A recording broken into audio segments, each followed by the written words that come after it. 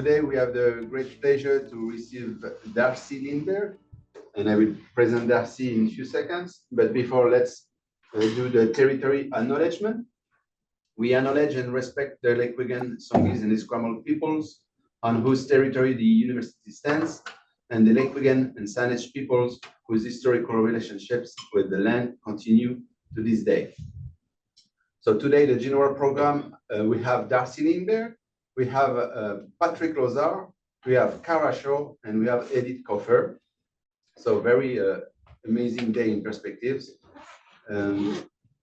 Darcy Lindberg is currently assistant professor at the University of Victoria. His research focuses on indigenous law, ecological governance through indigenous legal orders, gender and indigenous ceremonies, comparative approaches in indigenous law and Canadian constitutionalism, and indigenous treaty making. You had your PhD in the University of Victoria, and you have taught courses at the University of Alberta on constitutional law, indigenous legal traditions. So welcome, Darcy, and we are very proud and happy to have you this morning for your sessions, and you have the floor. Yeah, good morning, everybody. Thank you for that welcome. And good to see people. I see some people who are in person and everybody who's online as well.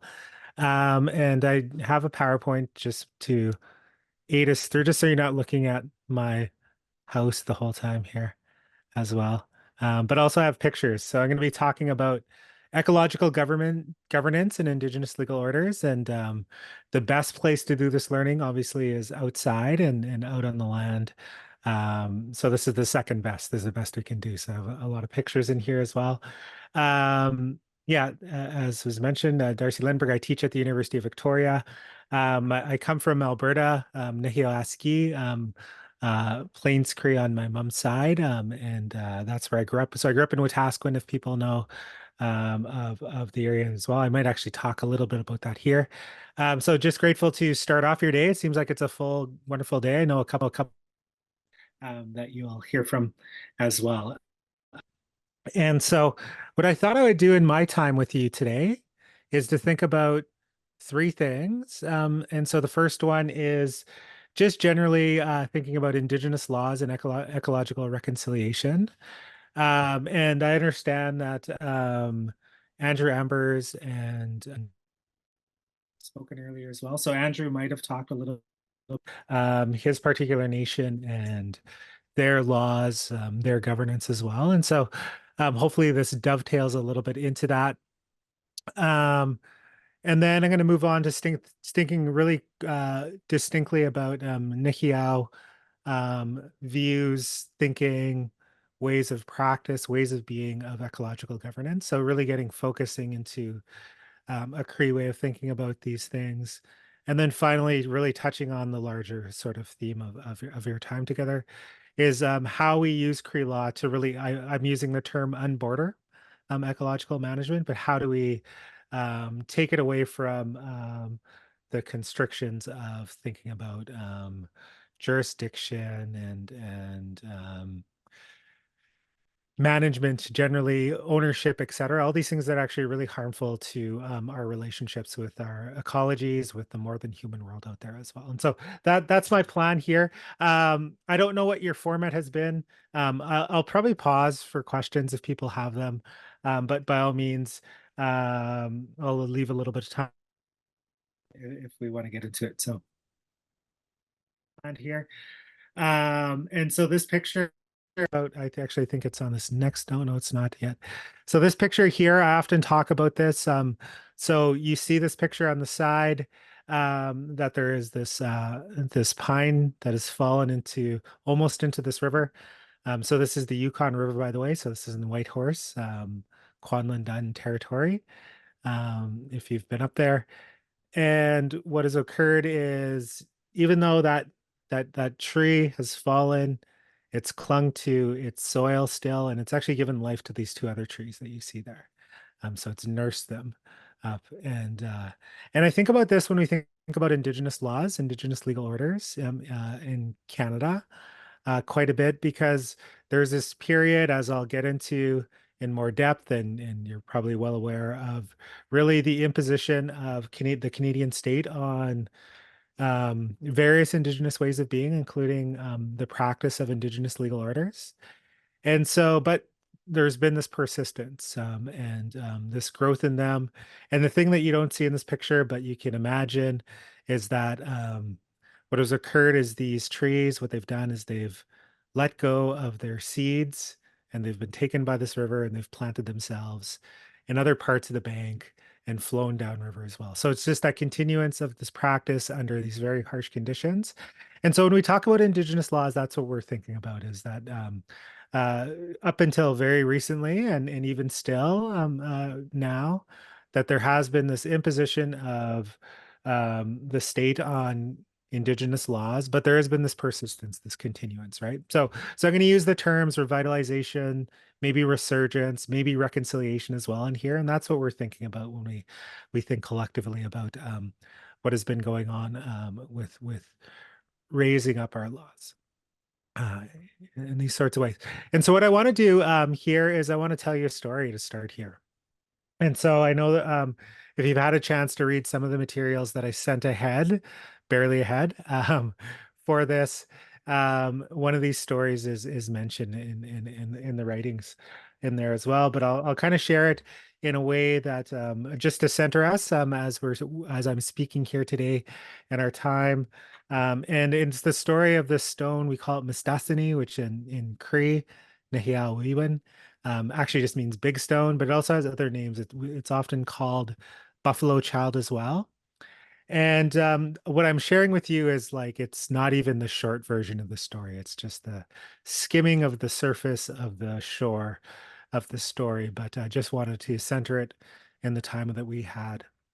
And so we have the story. There's this boy, and as the story starts, this is back in the time when us Plains Cree, we lived on the prairies and we followed buffalo. Buffalo were our lives. They provided us sustenance, shelter, tools, life. They filled our intellectual lives. We had stories about them, songs and ceremonies. So this really deep, and we still have this deep connection with buffalo. And so it was in the summer, and so this community, they were following buffalo across the prairies. And this is back in the day when we relied on dogs to do some of our physical labor.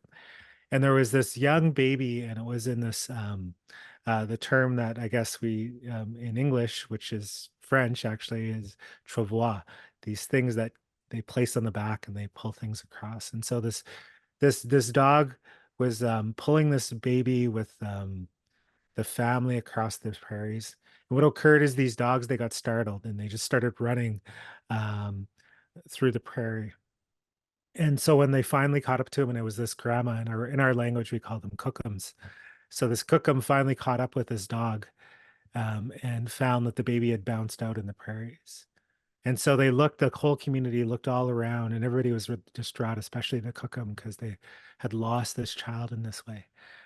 And so there's a side of the story that I'm not going to get into, but what they do is they go into ceremonies, and what people learn in those ceremonies is that they say, "Oh, this boy is actually going to come back to the people one day," right? And so it gives a little bit of solace, but not much to the Kukum.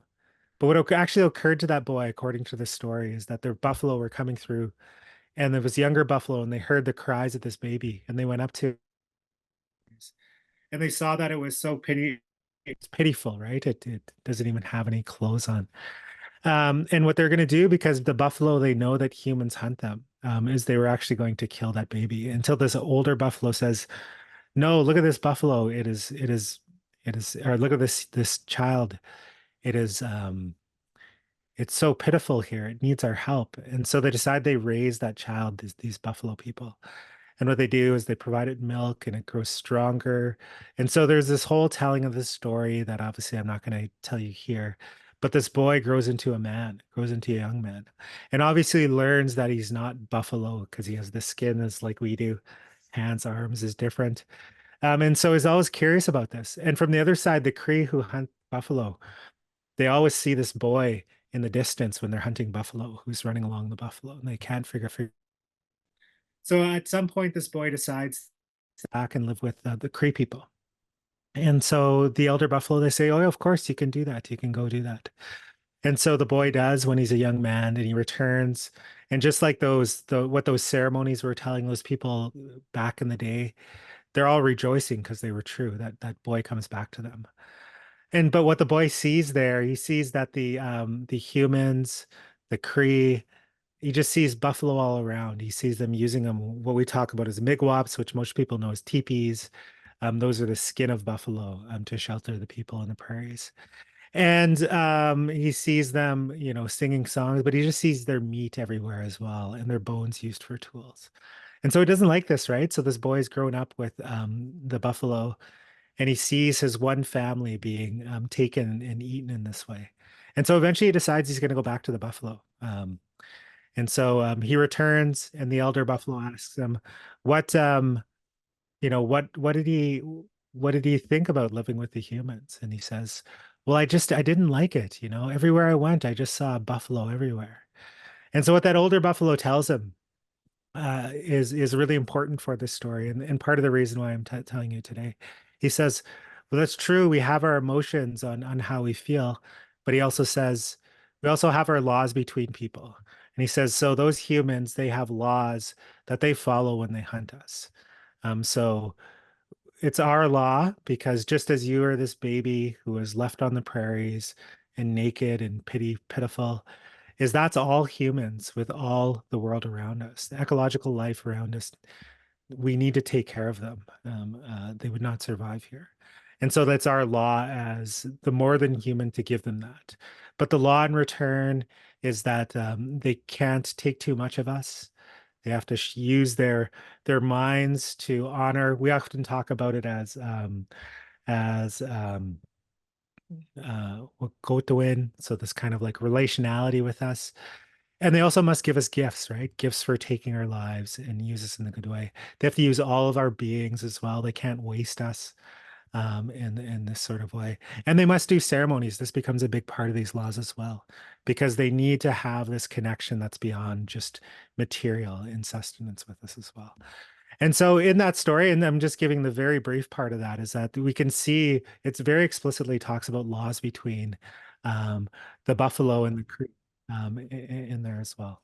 And as that story ends, what occurs is this boy is so caught between these two worlds.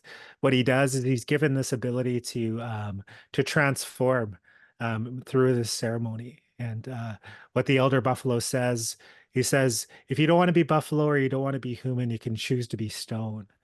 And so the boy caught between these two worlds, that's what he does. And so you see this picture here.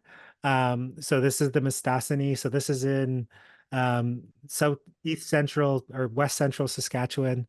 Um, and this was actually a gathering place for not only Cree folks, but Anishinaabe, Blackfoot, Stony, peoples for quite a number of years. It was actually on the elbow of the Saskatchewan River. And they'd recount this story to tell the laws, these relationships between Cree and Buffalo. And they would also have other ceremonies as well and other stories that would come in as well. And so just to show you, we have our laws with the ecological world. You can start to piece together as well, just in me telling you that, how, Indigenous folks think about bordering as well. Yeah, as I mentioned here, this was a gathering place that was multinational. We often talk about these sometimes as Pehonan, places that we gather.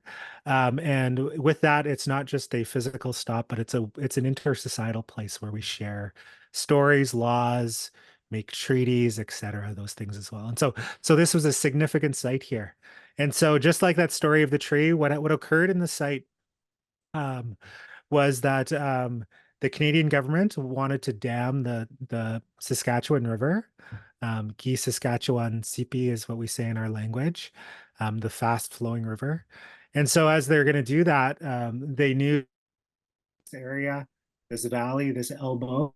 And so they actually tried to blow up this rock. And so they in 1967, They took dynamite to this rock, partially broke it, but not all. And what has occurred is they created the Gardner Dam in Saskatchewan. And so this is actually under Lake Diefenbaker, this rock here. And so again, a literal but deep metaphor as well into when we think about Indigenous laws, Indigenous life, and Indigenous governance in Canada. This sort of subsuming of this in Canadian law as well, right? And so it's part of the work that I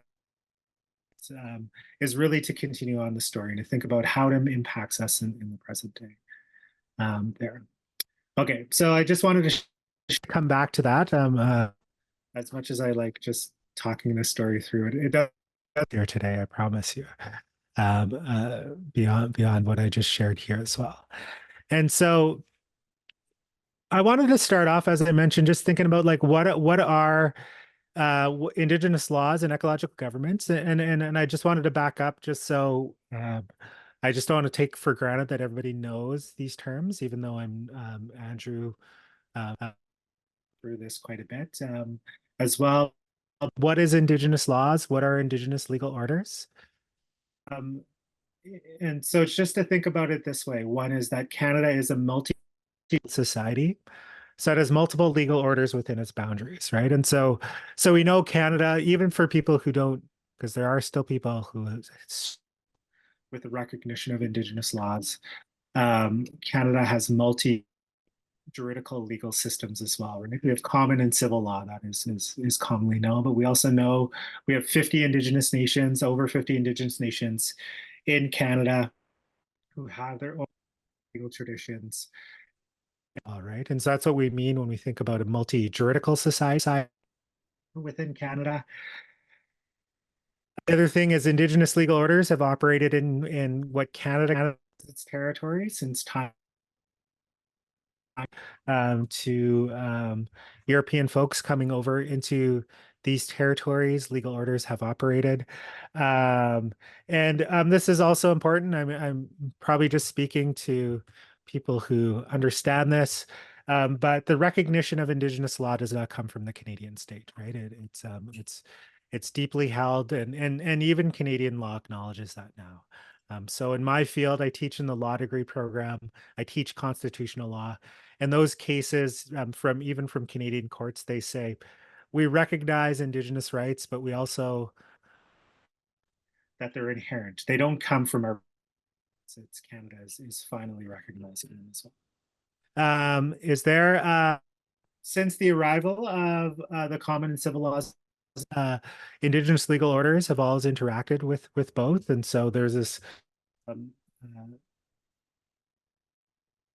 67. There's this case actually in Quebec that comes out of Quebec where there's just this recognition of Cree law as as e in civil law. It's an interesting thinking about the common law in there, and it is Quebec.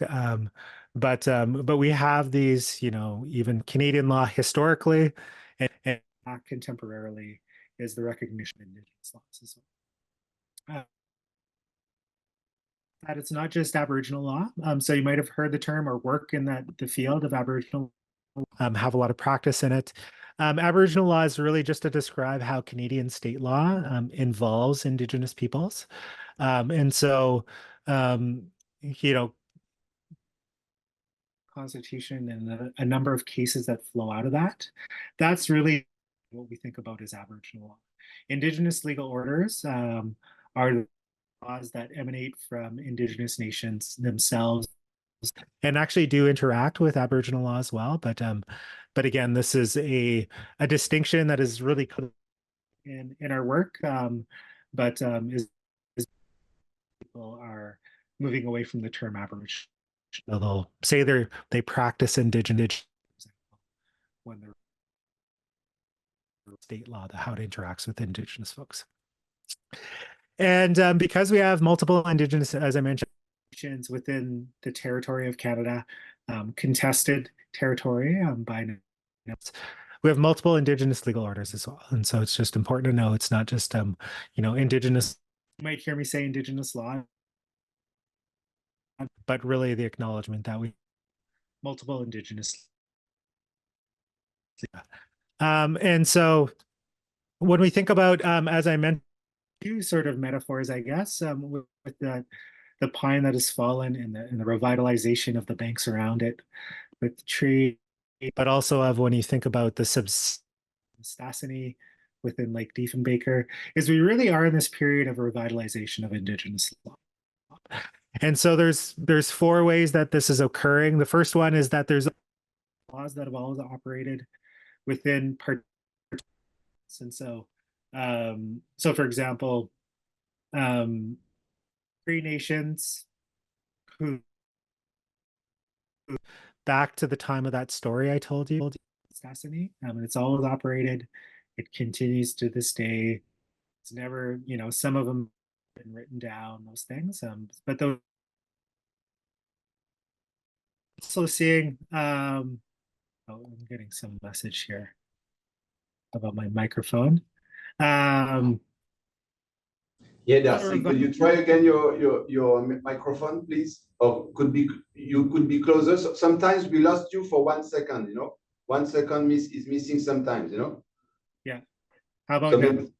maybe you could be, I don't know, closer to the microphone, I think, or a little bit closer. Oh But yeah. if we miss you sometimes, maybe I will ask you to reconnect in order to try, okay? Yeah, I don't think it's the mic. I think it's the connection keeps dropping. Okay. Or like I don't think it's the position of the mic. You know what I can do? It seems like yeah, it shows up. So if I keep seeing this message, then I'll switch my microphone. Okay. Yeah. It seems to have stopped now that I did that. And so there's the laws that have always operated within nations, but also revitalization. And so there's numerous instances where laws have been disrupted by Canada. The largest one you'll see actually right now is child wellness, child welfare, that Canada and provinces really took over. This is being so non-violent in my language, but they took over that operation and that jurisdiction to just tragic results for Indigenous folks, right? And so we know the history of residential schools, but also the child welfare system. And so what we're seeing now is nations are taking that back. They're taking up their child welfare laws and their, the autonomy of what to do with children when they need care, right? There. So we think about that as revitalization, a resurgence of disrupted. And then there's also just intersocietal legal practices. So those are treaties generally there. And then there's just indigenous creating new areas of legal ordering as well. And so a very clear example we're seeing in a number of nations is they're just taking up asserting autonomy over regulation of cannabis in communities. And so that's, again, historically not something that nations took up as part of their laws, but they are just creating new areas for that as well. So just a snapshot anyway to think about there, where we're seeing Indigenous laws grow. And then I think the next slide I have is the map. Yeah, and so you can see here, this is a very rough map of the number of Indigenous nations in Canada, in the territory, what Canada claims is its territory. And so there's two things to notice here. One, my disclaimer is always, I didn't do this map because I'm always afraid there's somebody from a particular nation who's like, hey, that's, that the border's here, it's there, there. So this is kind of just a rough sort of drawing of this. And there's movement. So one is just the number of Indigenous nations within the territory, but also just overlapping, right? And so when you think about bordering, you can see numerous spots where there's just an overlapping of territory and jurisdiction. And then so with that, just like all nations, there are ways that nations deal with this, right? Treaties are an important thing. Shared sort of management of lands is important as well, right? And so just to say that the idea of an unbordered territory is something that nations have been dealing with since time immemorial, and we have our own particular legal practices that deal with that. And so even in that story of Mistassini between the buffalo and the Cree, because again, our older thinkers and we're taught to start to think about to move away from humans as, you know, the hierarchy of species, but that we often think about buffalo as a nation to itself. And so the Buffalo Nation or the Buffalo people. And so that story that I told you is actually setting out a treaty between um, the Cree and the buffalo. And that child is kind of the intermediary as well, right? So lots to still learn within Canada about Indigenous sort of land sharing, bordering, etc. Here. And so you can imagine um, when you look at this map here. And so when we think about like where's the source of Indigenous laws, it's inherent within Indigenous nationhoods. And Dr. John Burroughs, Anishinaabe legal writer, uh, shares this with us. He says that law can arise when it's interpersonal. So law is a social field. But for Indigenous legal traditions, they develop through supernatural declarations, naturalistic observations, positivistic proclamations, deliberative practices, and customs as well. And so I'll kind of break down these a little bit here. Um, not to any long depth, but supernatural, we often think about our ceremonies are important ways that we start to think about law. And so we think about it in Cree life, we think about sacred laws in that way. I'll talk more about sort of natural law in a moment. So I'm going to put that aside. Positivistic laws, so you think about that's what we deal with generally within Canadian law. It means law that has been posited, placed by peoples in an area. So, for example, any legislation, we think about that as positive. We've thought about it, we've written it, it's positivistic in that sense. And then deliberative practices is just the practice of getting together in a social sphere and talking about law, deliberating, right? And so this is a major part that is shared by both Indigenous legal traditions and Canadian law as well. Um, and then custom is just like things that are important for the practice of communities, but we actually don't know where they're sourced from, right? So it just becomes this custom as well. And so John sets us out in that good way when we think about that. And so when we think about Indigenous environmental laws or ecological governance, it's found in all these places, right? And so we think about, I shared even just like hunting practices here. We have ceremonial practices that involve food sources. We have positivistic law again, so we write legislation, formal legal process in that way. We have historical and contemporary deliberative practices. So as I mentioned, we have hunting laws that have just occurred since time immemorial. That is what we think about is just like a deliberative practice that continues on. And then seasonal rounds. And so I mentioned a little bit about the territoriality of Cree folks, that there is, we used to go in the summer, we'd go to that Mistassini site. In the winter, what we'd actually do is we'd go into the north, more towards the parklands, because the trees just made life living a little more easier in the winter. And then we would follow the buffalo once the summer would come out as well, right? And so that's the idea of a seasonal round from a Cree perspective. And so it's not just, like, again, Canadian law often likes to talk about this as like being nomadic out on the land. And I always push back. It's really, there's a lot of intellect that was involved in that, right? Observation, seeing, um, co-management with buffalo and doing those things as well. And so we think about that seasonal round as really being filled with ecological practice and laws as well. And then we have narrative and oral tradition. So I shared that story about Buffalo Child. And so in our language, we call those Chimwina stories. And so that within there, even if I was a hunter hunting buffalo, that story would become a part of my practice, right? Become part of my laws to understand those. And so storying becomes a really important part, especially in the medium that we're in here, because obviously we're not out on the land. The best way to learn, for example, Cree hunting laws would to be out there. But to tell these stories becomes an important part of how we share intersocietally our laws. Then finally, kinship, clan practices, and governance, and just land governments and ecosystem management generally are really important parts of indigenous ecological governance, right?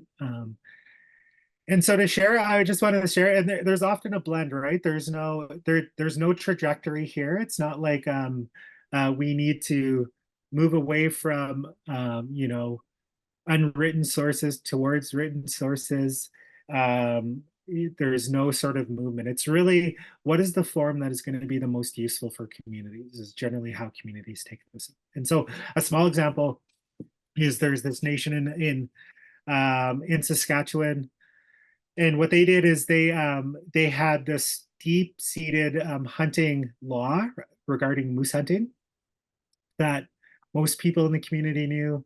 Um, it involved, excuse me, it involved um, it involved like the experienced hunters and then the leaders, even the chief, having a say into governance of the territory for the betterment of moose. And it involved things like when can you hunt, what time, what areas. It also involved going in and talking with people who are encroaching on their hunting territory as well, right? And so it's really well known.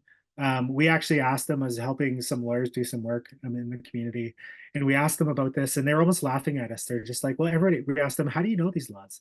And they're laughing at us. They're like, "Everybody knows them. This is our life as well." And they're all unwritten, right? So there wasn't anything written down that was giving the community this sort of coordination of action towards their relationship with moose. And what they also had from like 20 years ago is they actually tried to write down their laws, these laws, and it was very formalistic, very lawyerly. It was like, here's the people who have power. This is what happens when somebody breaks the law. And they just said that didn't work for them. And so that literally they just put it on the shelf and it gathered dust, right? Because they had this old practice. Um, and it just worked better for the community rather than having something that was written as well, right? So again, just usefulness is kind of the key to all of this. It's not about one form being better than the other as well. And so what I wanted to show you next is we're going to move away from Cree life for a second here, is the Shilkotin. And so they've actually written down their laws, but actually see this as a blended sort of way that they've written down their laws with their older ways, right? And so they're, I'm used to talking in the legal field about this. So what has occurred for the Chilcotin is they won this big Aboriginal title case 10 years ago, actually, 10 years ago last month, where finally there's declared Aboriginal title. So a bit of more surety to their land in there. And so what they did is they wrote their laws out. So their word for law, it's written there. It translates to laying down the stick. So that's how they conceive of their laws.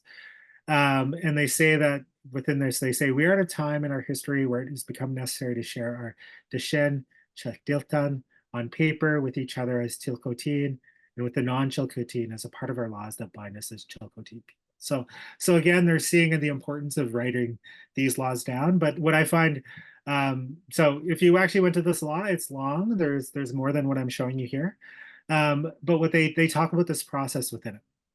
And so this is for anybody who breaks their laws, hunts out of territory at a season, doesn't follow the practices, doesn't get consent, etc. There's a number of terms within here. But what they do, if you offend this law, you get sent to this process. And so this process, what it does, it involves the Henikoteen have 3 members, an elder will be there. And what they're doing is they're teaching you about Chilcotin culture and laws in a positive way. They're ensuring that a person is accountable to their actions. They're ensuring the relationships to the lands are restored, and they're including ceremony as well, right? And so I think this is a really great way. So all of those sort of unwritten ways that we still practice our laws of ensuring that people understand what those are on the face of the law here as well, right? And so I see this kind of as a blended process. So I don't even know if that's interesting to anybody. I just thought it was interesting to me to show you here today. just how, as Indigenous folks across Canada and North America, you might hear, I think, in the next speaker as well, are really utilizing all of our legal sort of resources around us, but also there's tensions too. There's tensions in when to write down laws and when not to. Tensions on when to share stories, all those sorts of things as well. So it becomes there's a lot of work in this field. Okay, I see that I've been talking for quite a long here. I'm always amazed how quickly it goes. So I'm just going to pause there. I just want to know if there's any questions or things that jump out at you, and then I'm going to focus a little more deeply on Cree law for our remaining time. Thank you very much, Darcy.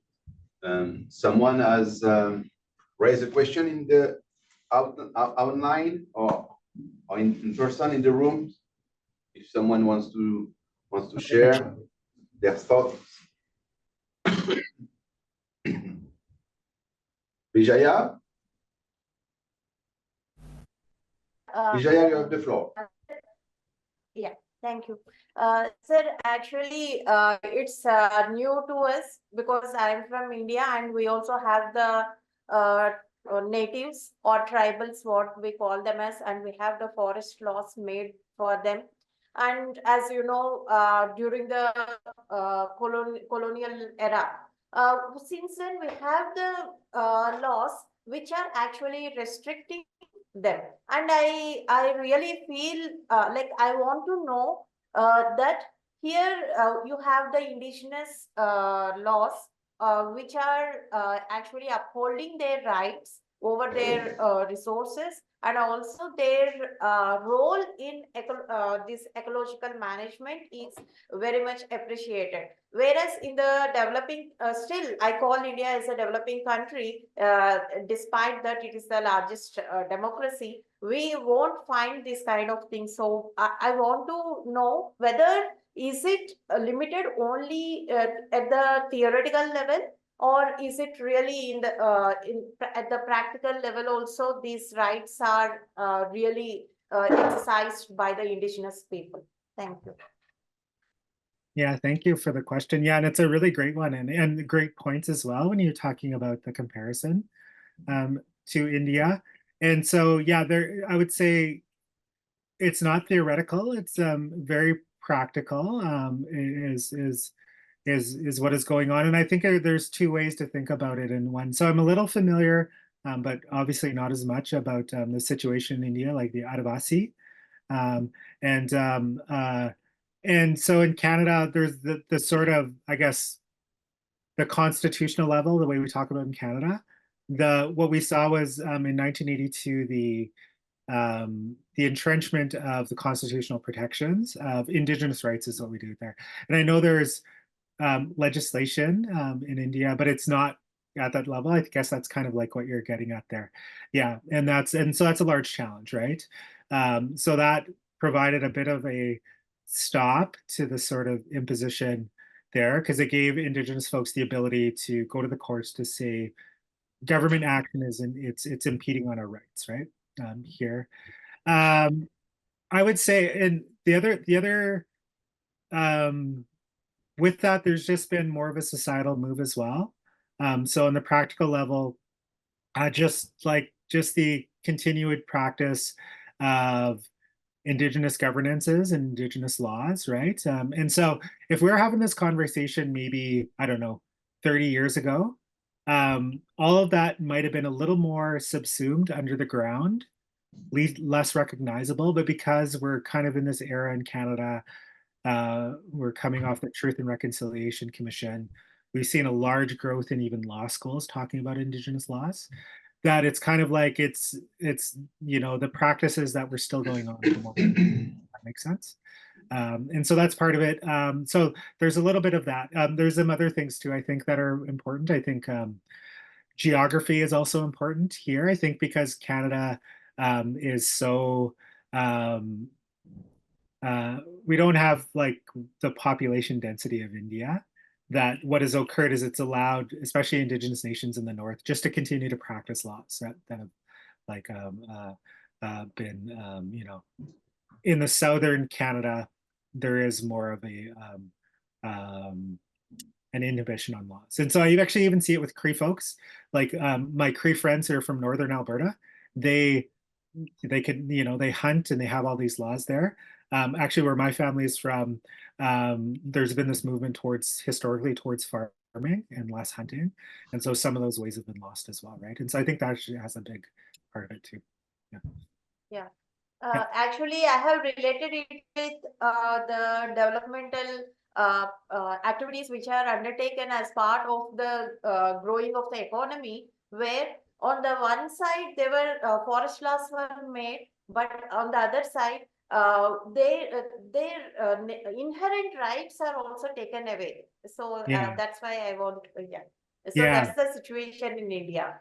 Most of the resources, natural resources, whatever is required for the growth of the economy, that is in the hands of the natives or Adivasis. Yeah. That's why I asked. Yeah. Thank you, sir. Yeah. Yeah. Thank you for sharing. Yeah. And I see a couple more questions here. I apologize for the sound. I think I got it fixed here. Yeah. Oh, so this is a great question. Are there ongoing processes to demarcate First Nation territories in Canada? Yeah, there is. And so one I think is just treaties. And so I can actually flip back to that map here. Is you'll notice the high number of Indigenous nation territories within British Columbia. And part of that is just abundance, quite honestly, in British Columbia, that a number of nations were able to live in such close proximity to each other. But also there's treaty making in Canada historically. The historical treaties stopped essentially at the Rocky Mountains there. And so what British Columbia and Canada are doing, and nations, they're entering into treaty processes. But with that, what they're also doing is they're starting to figure out like what is the territory of the treaty, right? And so one of the I don't know if is there government lawyers in this? I don't know. It seems when every time we have conversations with government lawyers about Indigenous laws, they're really transfixed on shared overlapping jurisdiction, right? Because they just want those hard lines of like, this is this person's territory and this is that. And historically, it's not that way, right? And so that becomes there. And so yeah, so the demarcation, there's a little bit of it going on through treaties, but then it's really contested because nations, when one nation enters into a treaty agreement, there has to be an acknowledgement usually about overlapping territories as well. And so potentially this does transform ecological governance because what gets attached to modern day treaties is co-management. We see it. So the big agreement was the Haida Lands Act and Haida Law. And there, a lot of it, the Haida have been really great at creating room, pushing back against Canada and British Columbia for ecological governance over their territories. And so these agreements, it just comes naturally when there's co-management that flows in there as well, right? And so yeah, I know that's kind of a murky answer to that. There's not, one process that is just like gonna, set out these claims. I think what people are mostly becoming more comfortable with is the idea of the nuance of overlapping jurisdiction, right? And so when a new agreement is made, they don't necessarily have to resolve all the treaty battles or the border battles, but they can just set it aside. Yeah. Thank you very much, Darcy, for your answer. We have a question from Calliope. Calliope, could you have the floor, please? Okay, hello. Well, I come from Greece, so I'm not familiar with this kind of legal systems. And I am not sure I understood well which exactly is the relation between the indigenous legal order and the state's legal system. I mean, if there is a conflict in terms of basic law principles, which law will be the one that will be over the which law will be sorry for this, but I'm very tired. Yeah, I understand. Yes, I think you understood what I want to say. It's about a parallel legal system. Yeah. Yeah, I understand the question perfectly. Yeah, so it's a really great question. And so what we see in Canada is Canadian state law holds authoritative power. Like they don't relegate it to Indigenous laws um, uh, simply, if that makes sense. And so what we have here, if you're thinking about I don't know, the Canadian Constitution, what it does is it provides the protection of Aboriginal and treaty rights. And so that's all it says in a line. And so it's up to nations, they bring court cases to say this is actually what our Aboriginal right is. And so a number of nations, what they've done is they said that their laws, it's their right to practice their laws, right? And so courts and then courts interpret those cases, right? And so we see is really just partial protection within the Canadian Constitution of Indigenous law. There's nothing that says we're going to recognize Indigenous laws as a level of government. Indigenous governments is a level of government. It doesn't say that. So formally through the Canadian legal system, that is where the recognition is. So that's one way to think about it. But the other one is to think about it socially, is that we just have on the ground, Indigenous nations have been practicing their laws, and in Indigenous nations, they care what the Constitution says, but that is not the only grounds for them to practice it, right? Because the assertion of Crown sovereignty has really taken away the recognition of Indigenous sovereignty. And so it's really just a political pushback when nations are like, here's our laws, you need to recognize them, and we're going to continue to assert them, right? And so that's really the conflict there. And so there's really no, like from a Canadian law standpoint, there's just very limited areas. There's the Constitution, and then there's political recognition of Indigenous laws. And then there's also legislation that governments will put out. So the Canadian government, for example, has created law that recognizes Indigenous jurisdiction over child welfare, right? And so it's really piecemeal in that way. But from Indigenous nations on the ground, grassroots, they're just saying our governance is inherent, and we're going to continue to practice our laws as well, right? Yeah. So I just am trying to answer the question quickly because it's a really great one. But it's just to think about it in that way. There's still this incongruent conflict in the way Indigenous nations look at their laws versus what the Canadian state does. Yeah. Thank you very much, Darcy. It was very clear. Thank you very much. We have a question from the room. Ben, you have the floor. Thank you so much, Darcy, for this insightful words of wisdom that you shared with us this morning. And also, I really appreciate how you talked about the interaction of Indigenous legal orders and Canadian state law to give rise to new legal orders for engagement in ecological systems. I was just really interested in looking at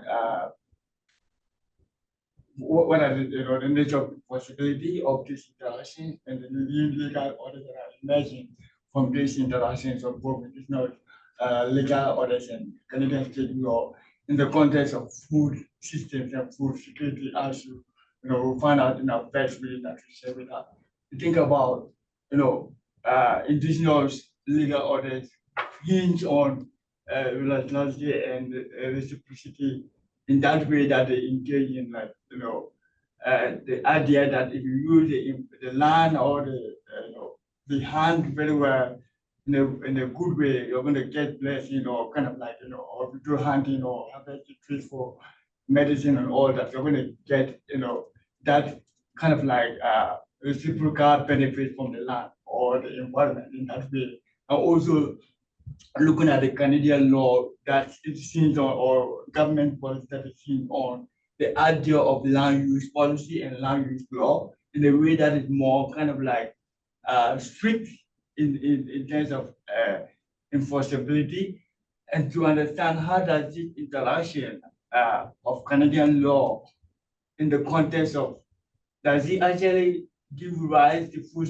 sovereignty for Indigenous people, or it was rather limited in the way that it would exercise sovereignty in the context of having food sovereignty? And how does also indigenous legal order ensure food sovereignty in the context of the discussions we're having in a way of ensuring that legal order or indigenous legal order are observed in terms of enforceability beyond the idea of reciprocity and universality. Yeah, thank you. Yeah. Thank you, Ben. Yeah, thank you for that question there. Yeah, and so it's really great questions when you think about the principles of reciprocity and of even kinship. That's such a foreign way to think about the way Canadian law thinks about food sources and food resources. Yeah, so there's just one thing I wanted to touch on with what you've shared there is that yeah, it's like there's again it's almost like the same way the borders, like everybody really to what is the exact border and what's the jurisdiction. The food sovereignty question, or not your comments, but because checked out here for a second.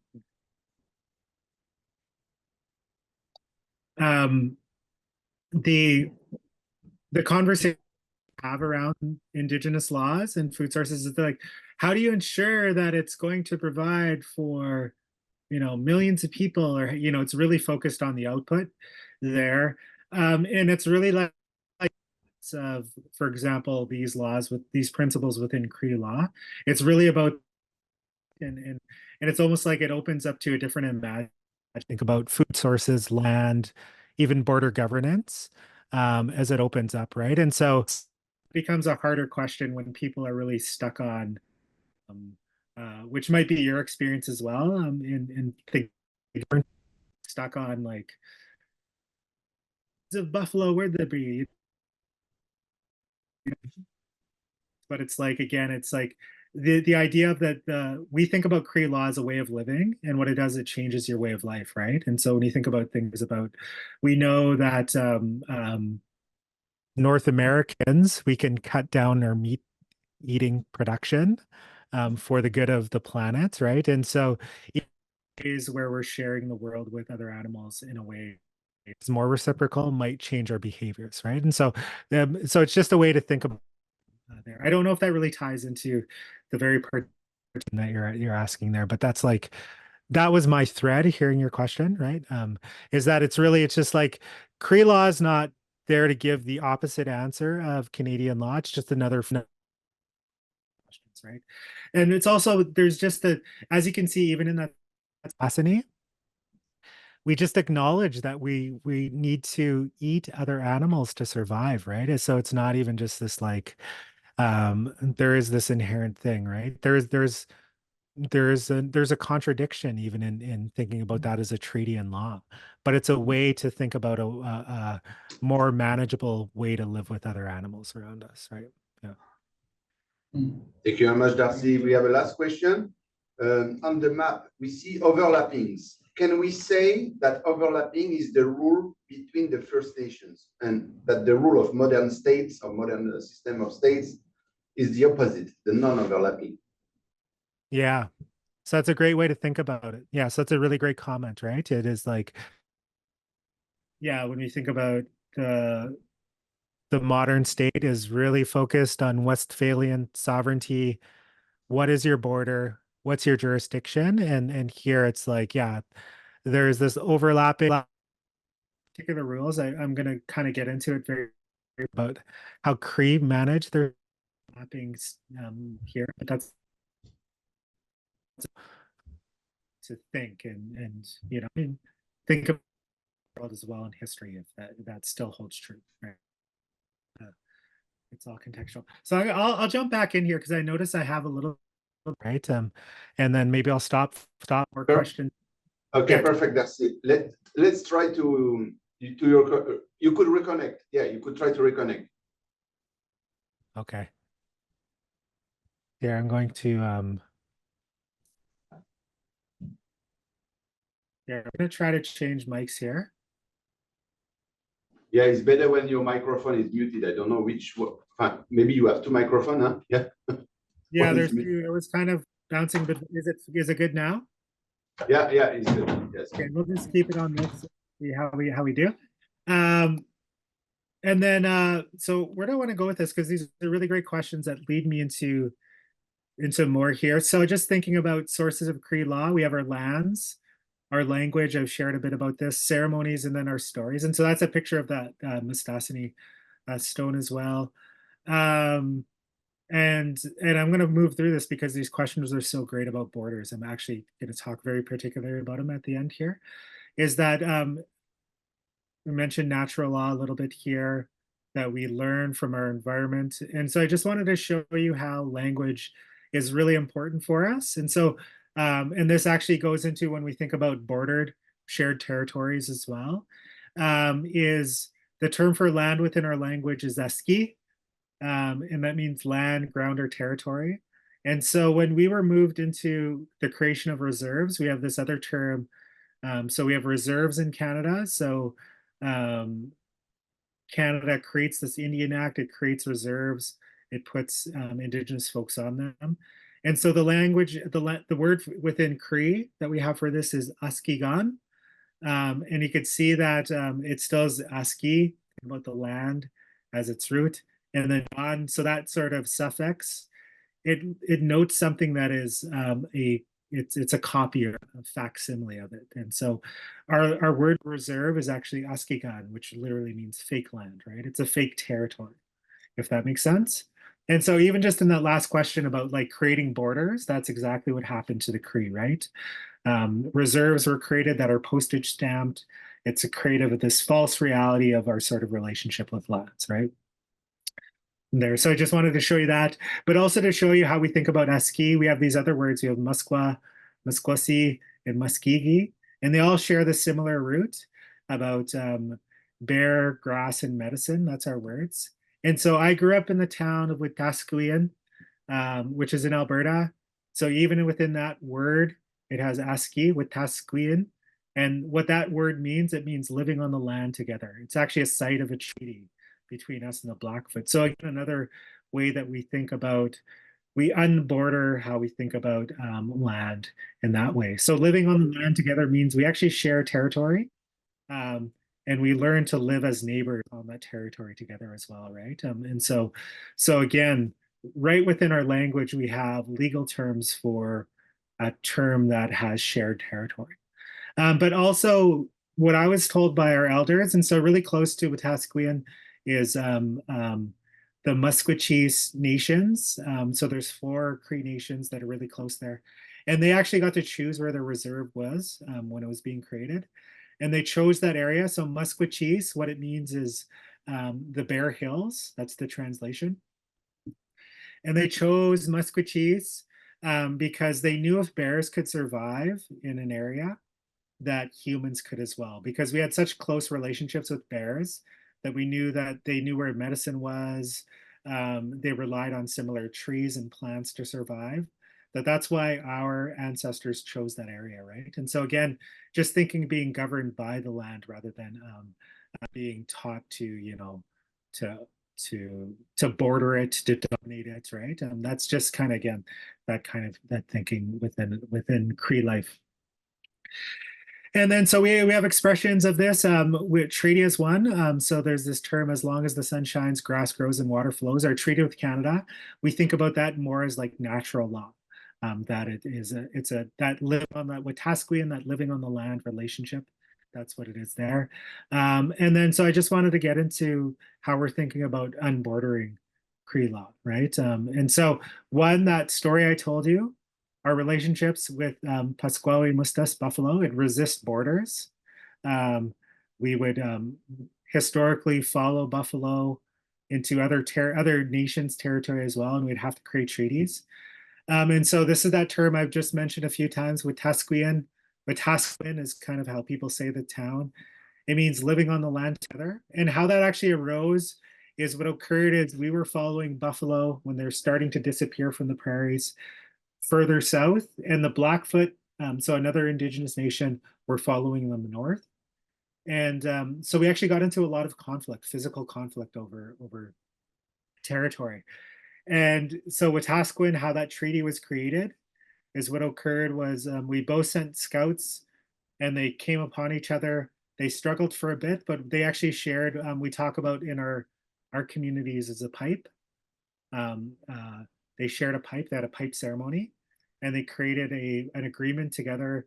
And then our larger communities actually met in Wetaskiwin on this hill that's there and created this treaty as well. This ability to live on the land together, to follow buffalo, to gather abundance from the territory, but to live together, right, as well, right? And so again, just like unbordering through Cree law. And so I'll show you some maps in a second here, but the third one is we think about them, we talk about within our language, the medicine line. And so what this is for Cree folks, this is the Canadian and US border. We call it the medicine line because it's just an imaginary line, imaginary jurisdiction. There's no real reason why it's there. It's really literally people came up with it, said the 49th parallel, I believe it is where we're going to create this border. It cuts across, I don't know, almost like 40 indigenous territories there. And it was just something that was dreamt out of somebody's mind, right? And so we think about that as just like, that's what we think about, those type of borders without lived experience with them as medicine lines. They're imaginary. And so the funny story is when Cree folks were getting into trouble with Canadian authorities, what they would do is they'd actually run across to the US because they knew that the Canadian authorities couldn't catch them there, and vice versa. They would come up back through there as well because they knew that sort of jurisdiction, right? And so they called it the medicine line of just like, it was just this imaginary place where on the prairies, you know, one nation would just stop and another would begin. So again, really ties into to the last sort of comment or question that was there is here. And so I just wanted to show you some maps of our territories, right? And so I mentioned Musqueam, so you could see it there. It's in the middle here. That's the Bear Hills. And if you follow, I wish I had a pointer to do this for you. But if you follow, you see this river, it's called the Battle River. So that's Notena Sipi. And that is actually because at a time when buffalo were becoming scarce, the Blackfoot and the Cree, they had a lot of battles actually around this river. And so it becomes known as the Battle River. But then we just have areas of treaty. So I mentioned Wetaskiwin is kind of actually, if you see a lake there called Buffalo Lake, it's just kind of north of there is Wetaskiwin. That's where a treaty is.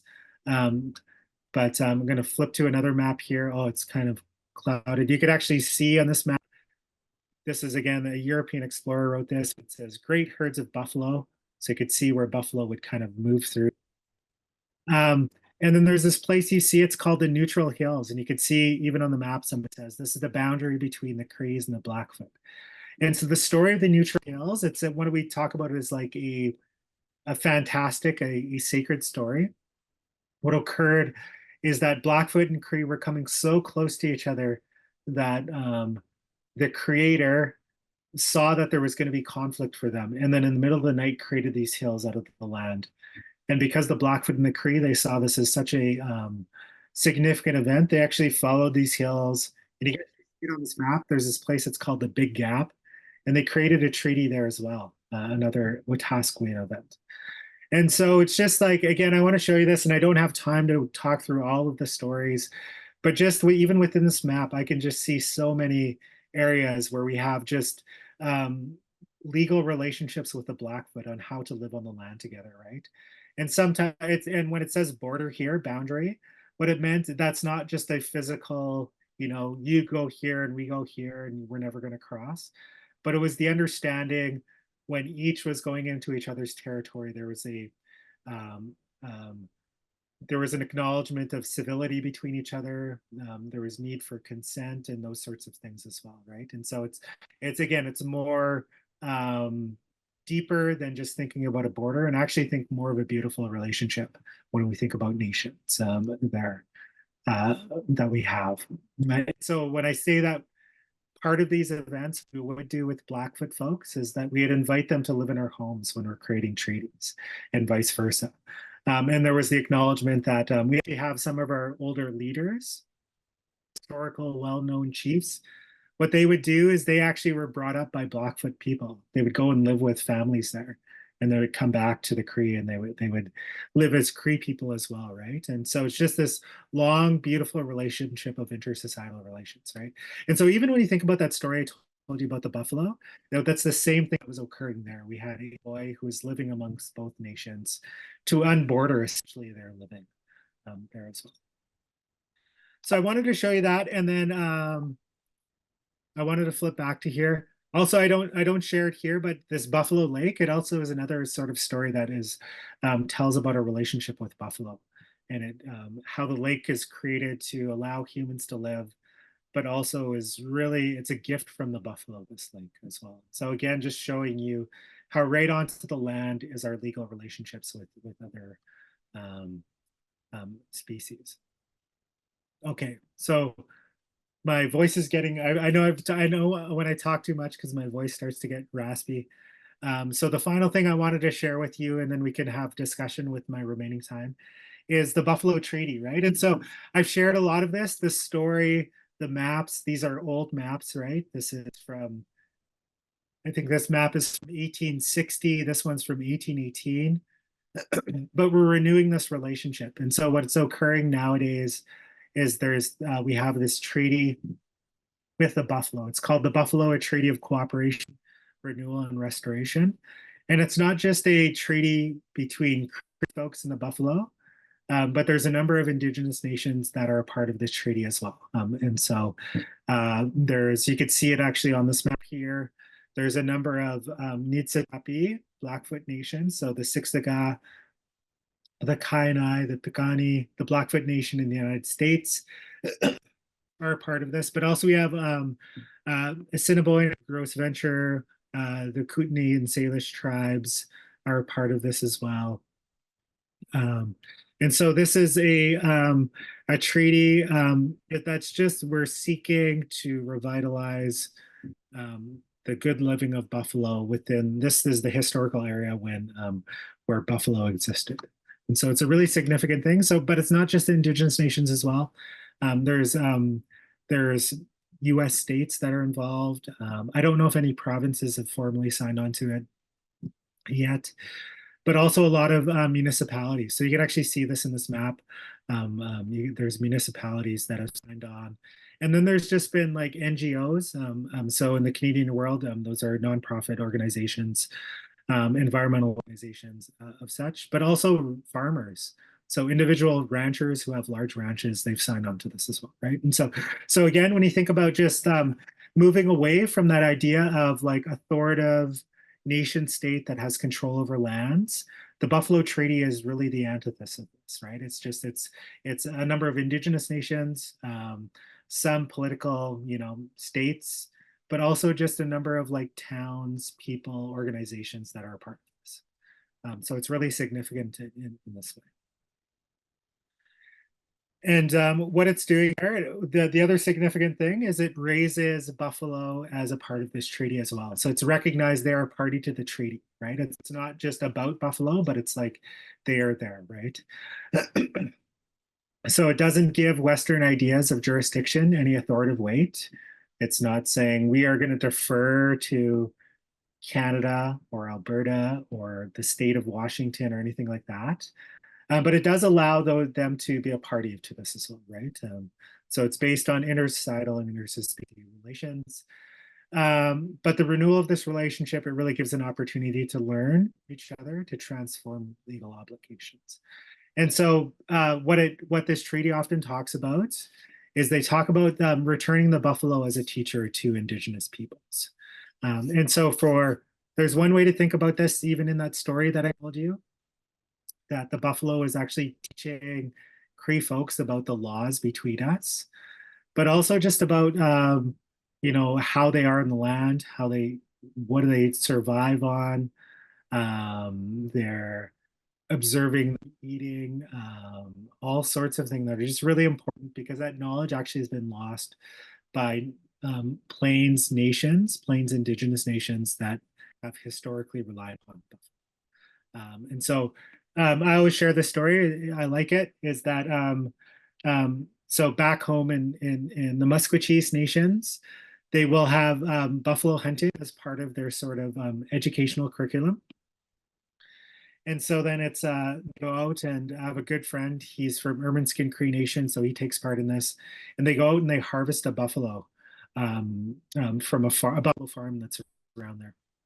And what they do is they bring students out from the elementary school, and what they're going to do is they're going to harvest it. They're going to, they're going to dress the animal. They're going to take its hide off. They're going to quarter all the meat. They're going to do all this sort of really good things with this life that they've taken, right?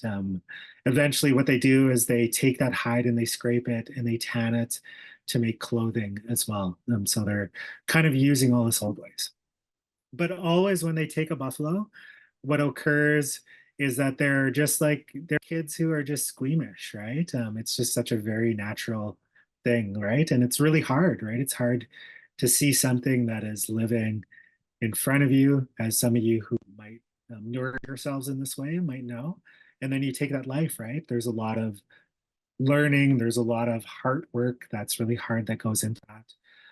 There, and so these kids sometimes they cry, right? Because they're children, and but that's part of that sort of hard work of learning, unmediating our relationships from the environments around us. Because if we're not doing that work on our own, we're really allowing that sort of the violence of the world to happen without us seeing it, right? And to take account for our actions, right? And so that really great question about food sovereignty, that's what I think about here, is that when we're in these practices of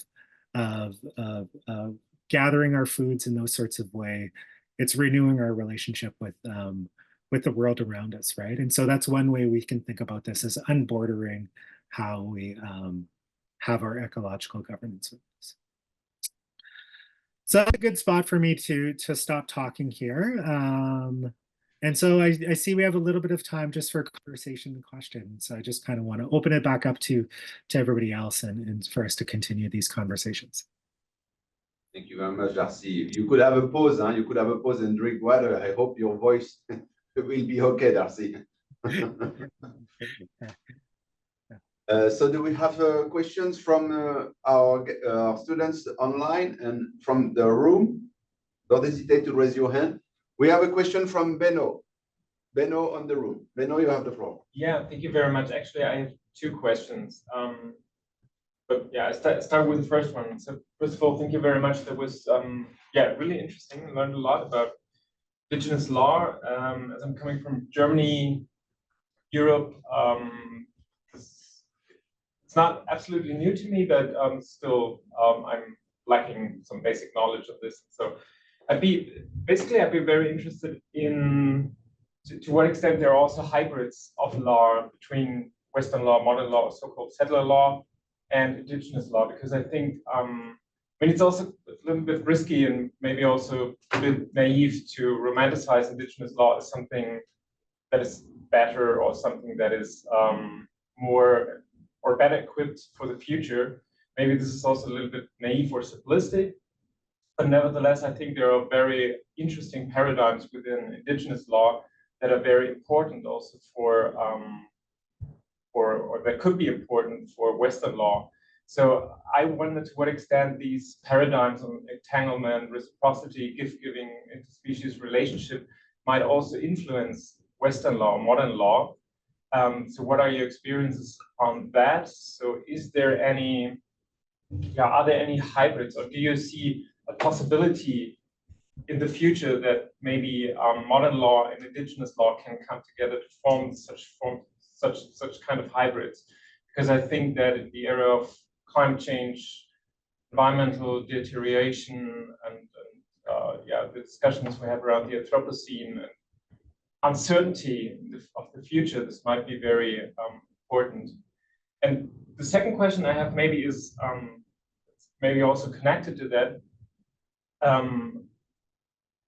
Yesterday we talked about that, and also I know a little bit from own field work with indigenous communities that there is another idea of time and other framings of time. So there's a much more focus on a long-term perspective. So when we talk about sustainability in Europe, we basically think about the next 30 years, maybe 50 years maximum. And I think in indigenous worldviews, there's a much longer time frame. Indigenous communities rather tend to think about the next, I don't know, 150 or maybe even 1,000 years. So they look way longer in the past, but also way deeper in the future. And I wonder if this different framings of time or different ideas of time, this long-term thinking, is also something that is reflected in indigenous law. Yeah, thank you for those questions and comments. They're really, yeah, they're really great ones. There's lots of Bens in here. I just realized. Yes, yeah, yeah. You have Ben from Ghana, Benno from Germany, Benjamin from France. You're online here. It's Funny, yeah, so it's a really great comment. So I'll kind of like touch on the last one and then go to your first one there. But yeah, time, yeah, it's significant. And so yeah, that's exactly it, is just like that frame of you know, a longer temporal way to think about our sort of existence there. And I would say that actually is rooted in principles, right? And so it's I think your point is right on. We don't want to romanticize this, and we don't want to romanticize even how we think about time. And I think when the teachers I've had about this, it's really with the principles of like, you know, we have this thing, this concept of 7 generations that has really been romanticized, and I would say like kind of taken up in a weird way. But the late Alex Janve, he's a Denis Sutlina artist. He just passed away a week ago, but he said this to me one time because he was talking about 7 generations. He's like, we don't even really, we know what that means, but we really don't know what that means, right? And that always sticks with me with that, because it means that we're just like, we don't know what the future holds, but we know that we have this principle to, we're just borrowing our time and land for those future generations, right? And so there's a way that gets romanticized, but it gets concretized when we start to think about how do we have, you know, management of lands that is forward thinking, right? And so the principles are really important with that. And so yeah, it is beyond 30 years, 50 years, etc.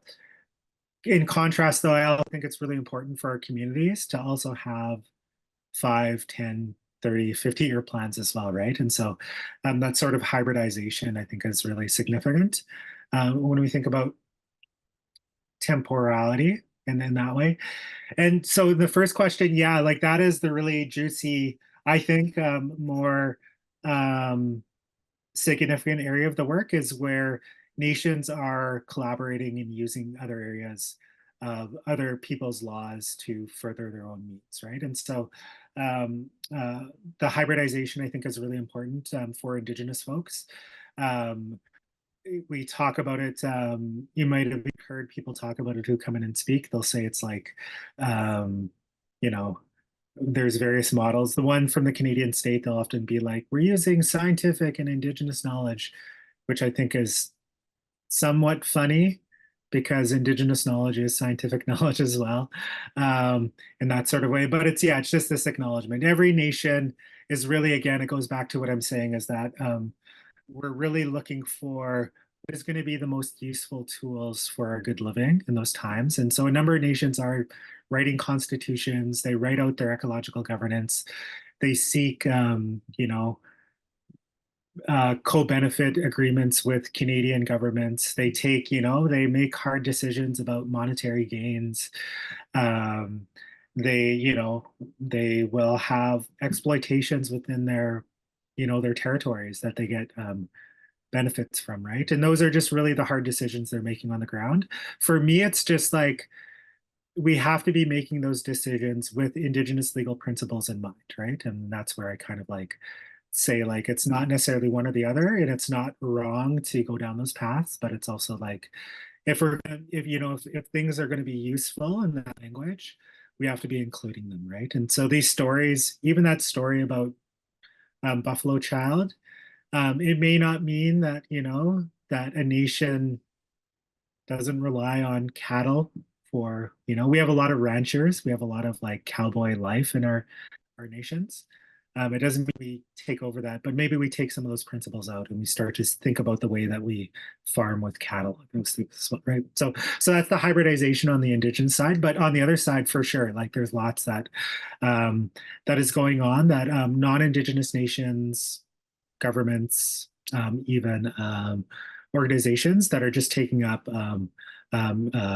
principles from the land that they're on for good living there as well, right? And so I'm speaking to you as you're sitting at UVic, Lekwungen and Wisanic territories, and so one of that is just like thinking about. I look out of my window here about the stories of the trees that are from these nations. One is Arbutus and how it protected nations in a flood. And so for me, I'm Cree, not Lekwungen, not Wisanic, but I just understand the respect that I have to have for Arbutus because of that story. And it in my little yard here that I manage, there's an Arbutus, right? And we think about that becomes part of our law, right? So there is that, I think that's a really funny way to think about that. But in larger ways, that ability for nations, nation states to take up indigenous legal ordering becomes really important. You think about what's gone on in New Zealand, where we've had declarations of legal personhood for the Whanganui River, for example. Another example of a nation state taking up Maori thinking in that way. There's limitations to that as well that I often talk about, but yeah, so it's really open there, yeah. So it's not to think about this in dichotomies, not to think about it in good and bad, but it's really like what is going to get us to those sort of goals of good living for time and memorial. Yeah. So it's a great question. Yeah, I'm kind of went on a bit of a rant in the answer there. Yeah. Thank you. Thank you, Beno, for your question, and thank you very much, Darcy, for your answer.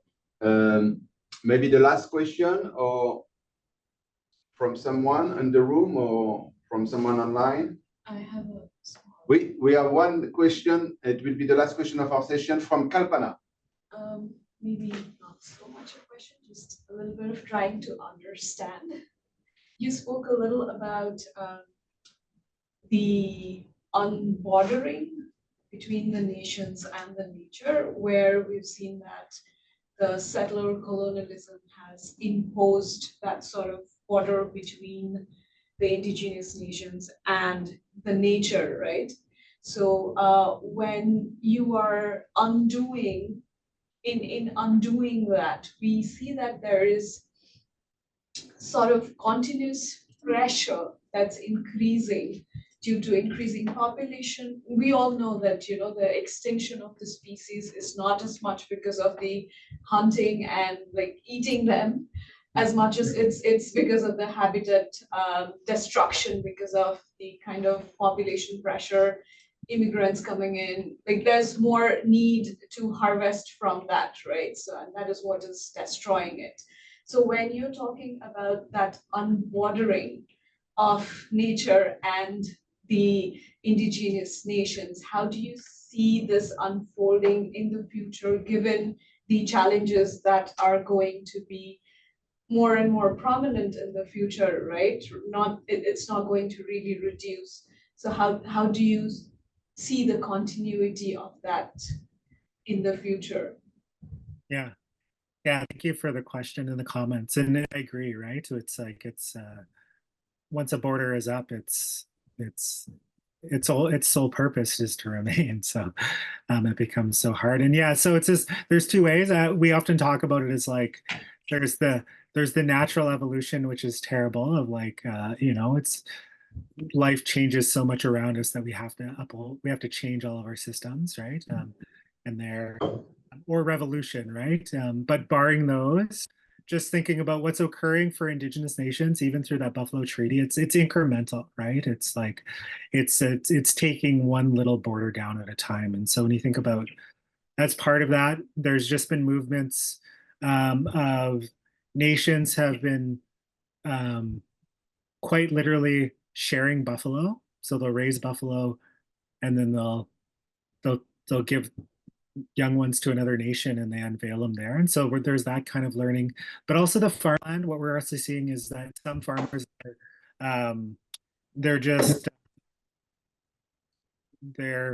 giving land back, or they're opening up, or they're creating trusts. There's numerous ways of going, but it's really incremental, right? It's that map that I showed you of the Buffalo Treaty. It's not like, oh, that area is just going to lose farmland and become buffalo habitat, but it's like it's incremental in there. But what occurs incrementally is this sort of quiet revolution underneath, right? Where the resistance for that sort of like what we think about as created living in an ecosystem of like, wild, like buffalo, moose, wolves, those things, the resistance has always been farmland, right? And they see that as quite a threat to their living. And so it's just like finding, again, it's not going to return to 1867 where there's no farmland there. There's no one believes that, but it's just really, again, finding a way that we resurge in those incremental ways, and then who knows what it leads to, right? So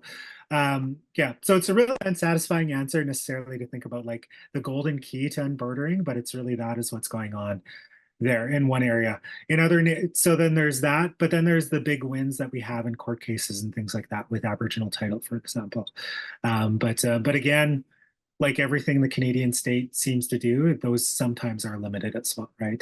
So it's yeah. So that's what I say. It's just really hard work, and it's really incremental. Yeah. Let's go back for the next part of our morning with Patrick Lozar. Patrick Lozar, it's very great to see you again. Could we check if your PowerPoint is okay? If you could share your PowerPoint, Patrick? Yeah, we'll give it a shot here. And the sound, check if everything is okay.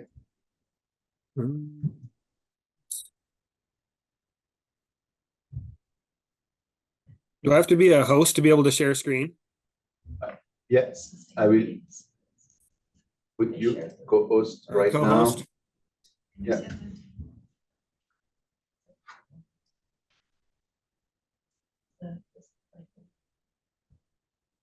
Normally you could try.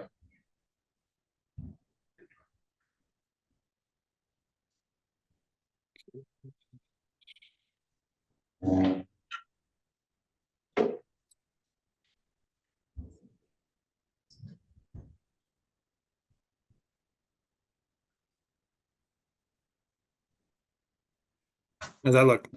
Perfect, Patrick. So let me introduce you to our students. Patrick Lozar is assistant professor in the Department of Native American Studies at the University of Montana. Patrick Lozar taught previously at the University of Victoria and at Salish Kootenai College.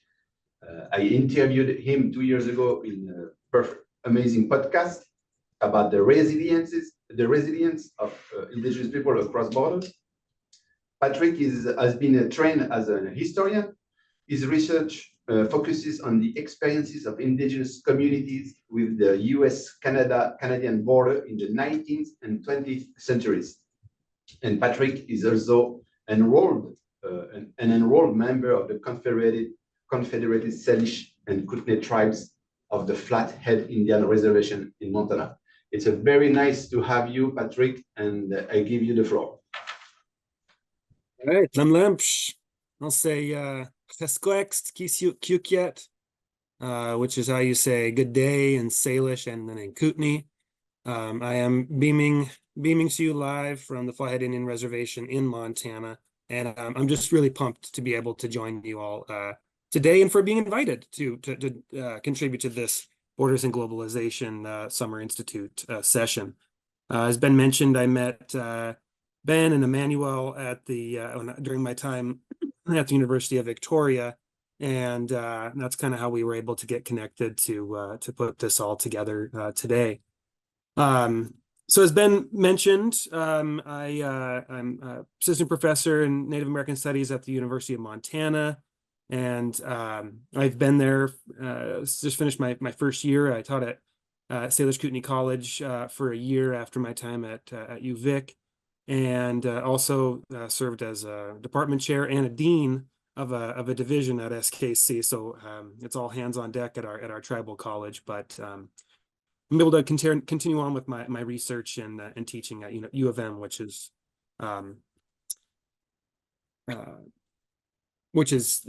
great.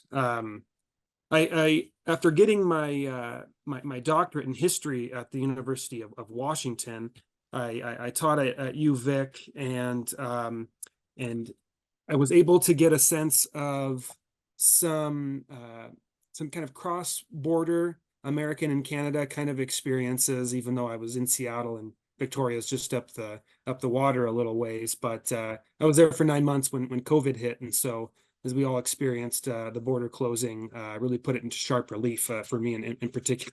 Excuse me, in particular.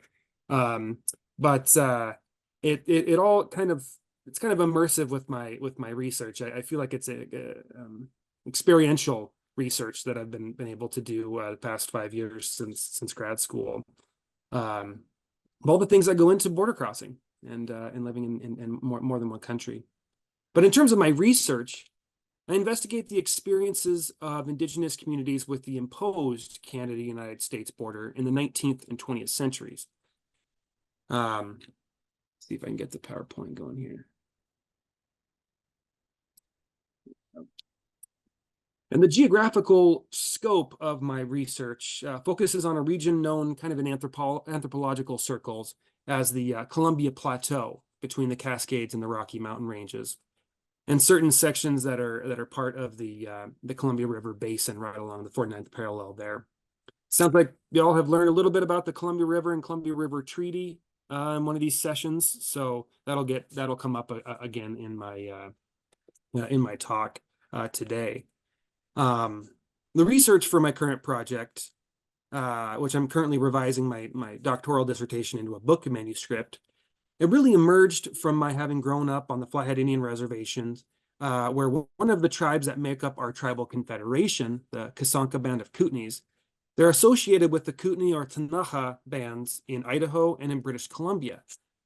And I was always interested in knowing more about those relationships between the Ktunaxa bands and how these relationships worked across the US-Canadian border. And so in my research, I began to notice pretty quickly some of the similarities and differences between the Ktunaxa experience with the imposed international borders and that of the other interior Salish-speaking peoples to the west, the Syilx, Okanagan, and the Snakes, or the Arrow Lakes people. So these research questions about Indigenous peoples and borders are really at the heart of my work, and pretty tidy. It informs the talk that we're going to be doing today. You can see on this map here that I was providing, just here's the Flathead Reservation in Montana, and you can see where Ktunaxa territory is up in the top left corner that spills over across the border. So as you can imagine, since I'm trained as a historian, I approach these questions with an attention to backstory and asking how did we get here today? And I think this can be helpful in providing a more holistic picture for understanding Indigenous peoples and ecological border management. And I found oftentimes that these historical foundations and being grounded is essential.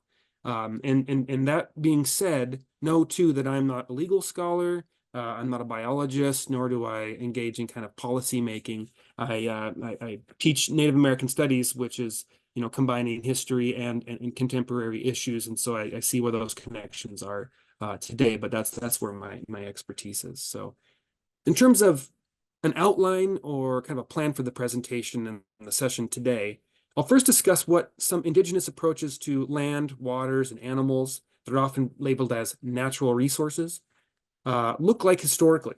And then we'll look at some of the changes over time with colonization and the rise of modern Indigenous governance regime. And I'll kind of stick to northern North America, sometimes called Turtle Island. You might have heard North America referred to as Turtle Island.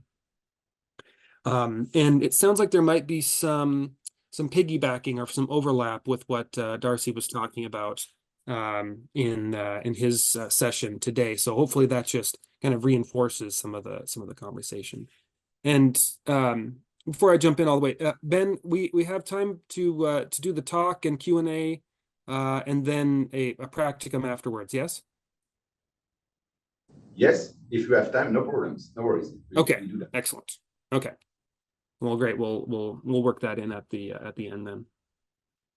So, for many indigenous nations, relations with the land meant cultivating a deep sense of timing, location, and habits of the region's plants, animals, and the rivers, the waterways. And that knowledge of the land and the resource and the seasons was fundamental so as to determine when foods, materials, medicines would be available and where, so that gathering would not be left up to chance. And these patterns were not only learned through observation over time, but many oral history tradition stories speak to this knowledge. Indeed, many stories imparted such wisdom, which often inculcated into listeners the values of stewardship and responsibility. For instance, among Anishinaabe Ojibwe traditions in the Great Lakes region, the stories of Nenabush, a trickster spirit character that interacts with the animals and the humans, and whose wisdom, preparation, and modeling allowed for the humans to survive in the world. Other indigenous communities have similar stories that feature trickster characters like Raven or Coyote, who, among other things, prepared the world for the people and showed them how to live in a kind of balance with the animals and with the land, and how to care for the land, because the land takes care of the people. There's one related in oral traditions of the Tanaha people, the Kootenays, is a story of the covenant with the Creator. In that story, according to Kootenai elders, Nupika, or the Creator, said, quote, "I have created you Kootenai peoples to look after this beautiful land, to honor and guard and celebrate my creation here in this place." I think just that statement says a lot to values of stewardship. Many of these stories, there's messages about not taking more than you need. Don't be greedy. Make sure that you have enough to feed the community over the seasons, especially. I live in the Northern Rocky Mountains, especially in the winter season when things can get kind of sparse. And the idea is to leave enough so that the ecosystem upon which the food source depends is able to continue operating as it does. Otherwise, if things are out of balance, then eventually that imbalance will come back to affect the people in a negative way, leading to starvation or strife. And I got to meet Nick Claxton, the Sault First Nations professor at UVic when I was there, and I like the way he put it in one of his publications. He said, "Our family is Wasanich. Our fishing techniques in our society were highly advanced. Our fishing locations were a birthright handed from generation to the next. We believe that all living things were once human, and that the sockeye that filled our nets were sacred lineages that must be honored and protected. And through this relationship evolved a sophisticated cultural practices and rituals that elevated the salmon. They are equals, to be valued just as we value each other. Rather than having dominion over the annual cycles of life, the Straight Salish people were part of them. Our nets were designed with a large hole to allow sockeyes to escape. We celebrated the first salmon ceremony after catching the first sockeye of the season, a ceremony that could last over a week. And these intentional design elements recognize the importance of conservation. By protecting the long-term viability of the family's fishing location, our ancestors protected the value of the inheritance of future generations. Our family's wealth was not counted by the number of fish that could be slaughtered in one season. Rather, its worth was in the resilience that was established by allowing the strongest part of the sockeye return to the spawning grounds to reproduce." Now, in the same way, relationships with the land informed how communities organized themselves, whether people were more spread out and disparate or more concentrated with smaller zones of mobility to gather foods. Tribes or bands with deep ties to a particular area, they knew the rhythms of the land, and this knowledge guided where people lived and where they called home. And in terms of food availability, the reality is that there were often good years, but there was also lean years that were challenging to community survival. In a lean year, people needed to access foods, even if it meant encroaching on a neighbor's territories or sites of fishing or hunting or gathering roots and berries. And such cycles were common enough. Whether it was on the Salmon Coast or the Bison Plains or on the cornfields, there were lean times. In these situations, access could mean invasion and defense, but more often than not, it meant diplomacy and agreements. Agreements that allowed one group to hunt on another's territory, for instance. That was pretty common. Despite the seemingly inveterate rivalry between the Tanaha and the Blackfoot peoples on the plains, individuals, families, bands could and did come to terms to permit the Tanaha to hunt on the plains undisturbed.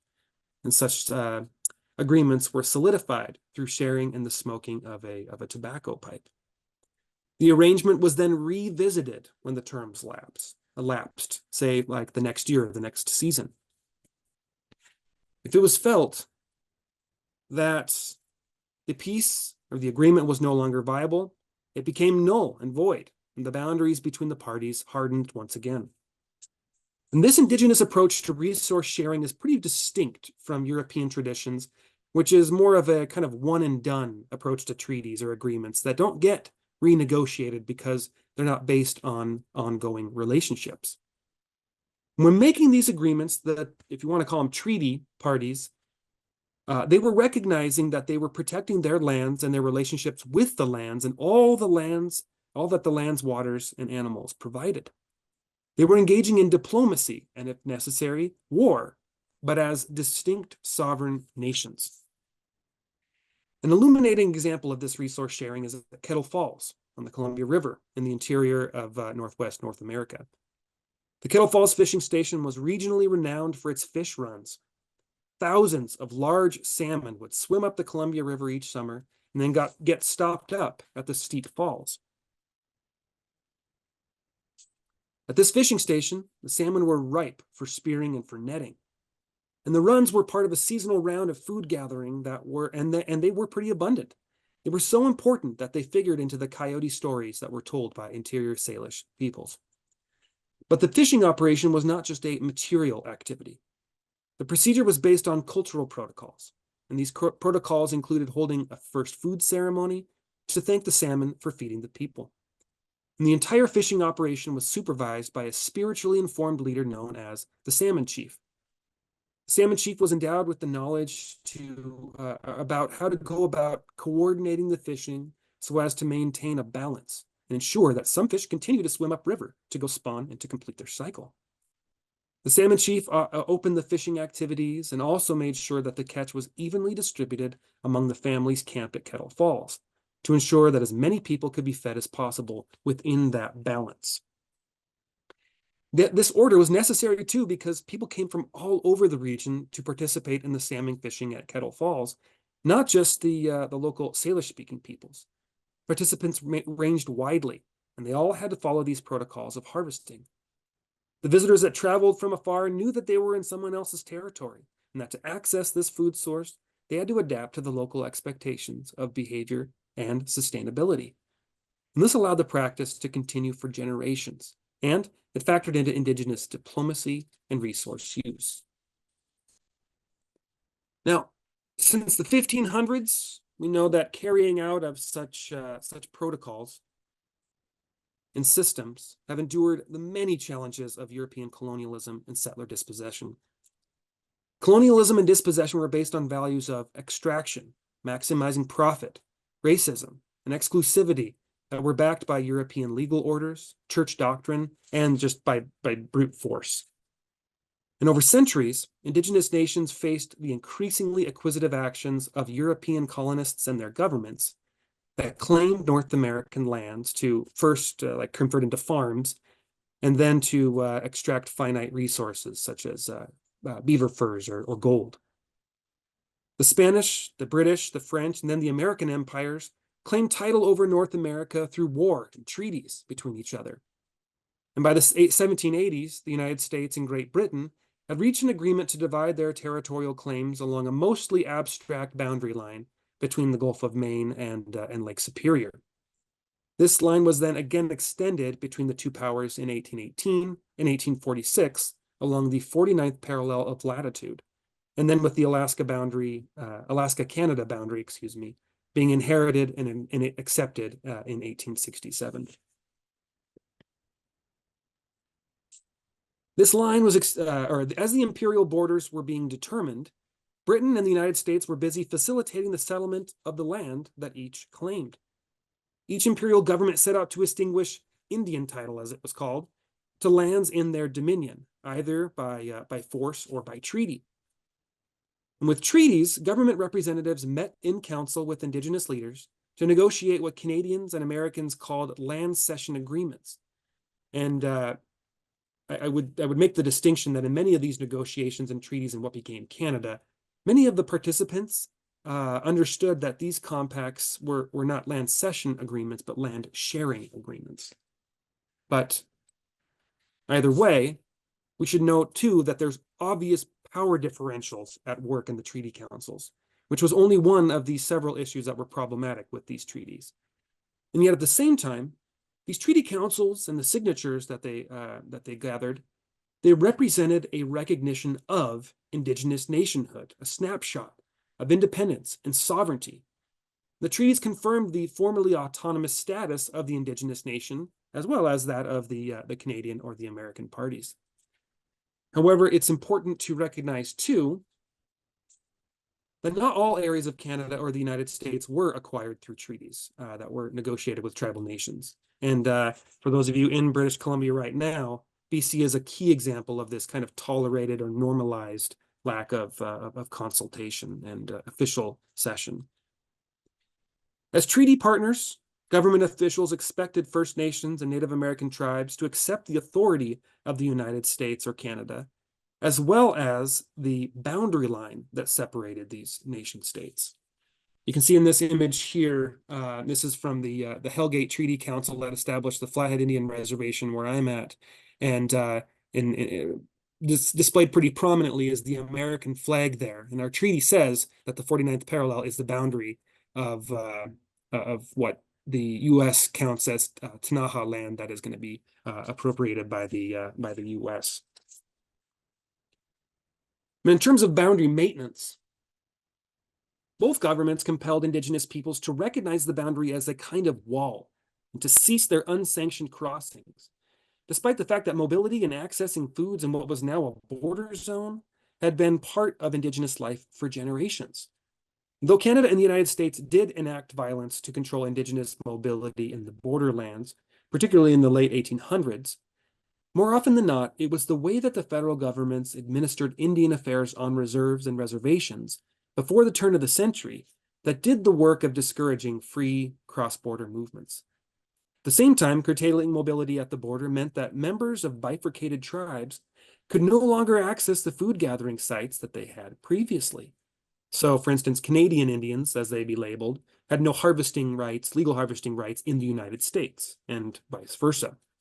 So only half of the community could carry out their, not just their rights, but their responsibilities to the land.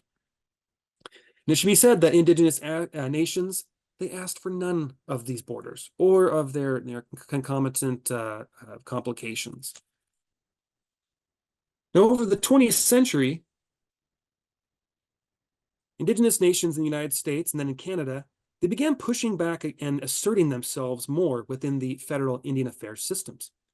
And this meant taking back more control over their lands and their governments. With each stride, we should note that the movement continued to face myriad challenges, especially in Canada, where the Band Council system and the lack of legal representation hindered a lot of those efforts. But tribes and bands persisted in both sides. Here's an image on the top here of a 1960s Salish and Kootenai council meeting. And I don't know if you can see here in the back, that's my grandpa participating in one of the meetings. Later, my dad served on tribal council at Flathead in my lifetime.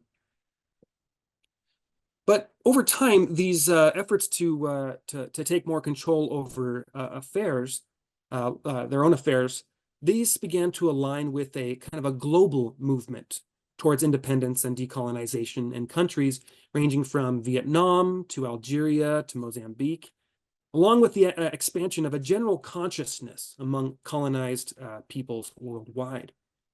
And by the 1970s, First Nations and Native American tribes were contributing to and engaging with the calls for self-determination of indigenous and colonized peoples. And as indigenous nations asserted the principles of sovereignty and of restoring culture, they also began resuming in a big way their communication and coordination with each other across the Canada-US border. The Red Power movement, as depicted here in this image at Alcatraz in 1969 and 1970. The Red Power movement in the US invigorated First Nations work in Canada. And the later Idle No More movement in Canada inspired intertribal grassroots organizing in the United States. And this was developing at a time that Indigenous governments were able to get into a position in which they could recommit to the protection of their lands, their waters, and animals on and off the reserves, and to do so through modern band and tribal agencies operated by government leaders and specialists.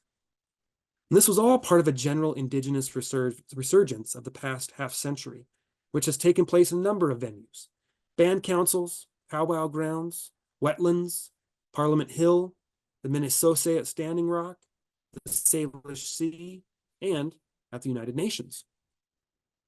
At the United Nations since the 1980s, there's been a priority to make the situation of Indigenous peoples worldwide better known and attended to by the member states of the UN. And these efforts to codify the expectations of states and their relations with Indigenous peoples culminated in 2007 with the passage of the United Nations Declaration on the Rights of Indigenous People, or UNDRIP, which is a pretty unflattering acronym, but we'll go with it.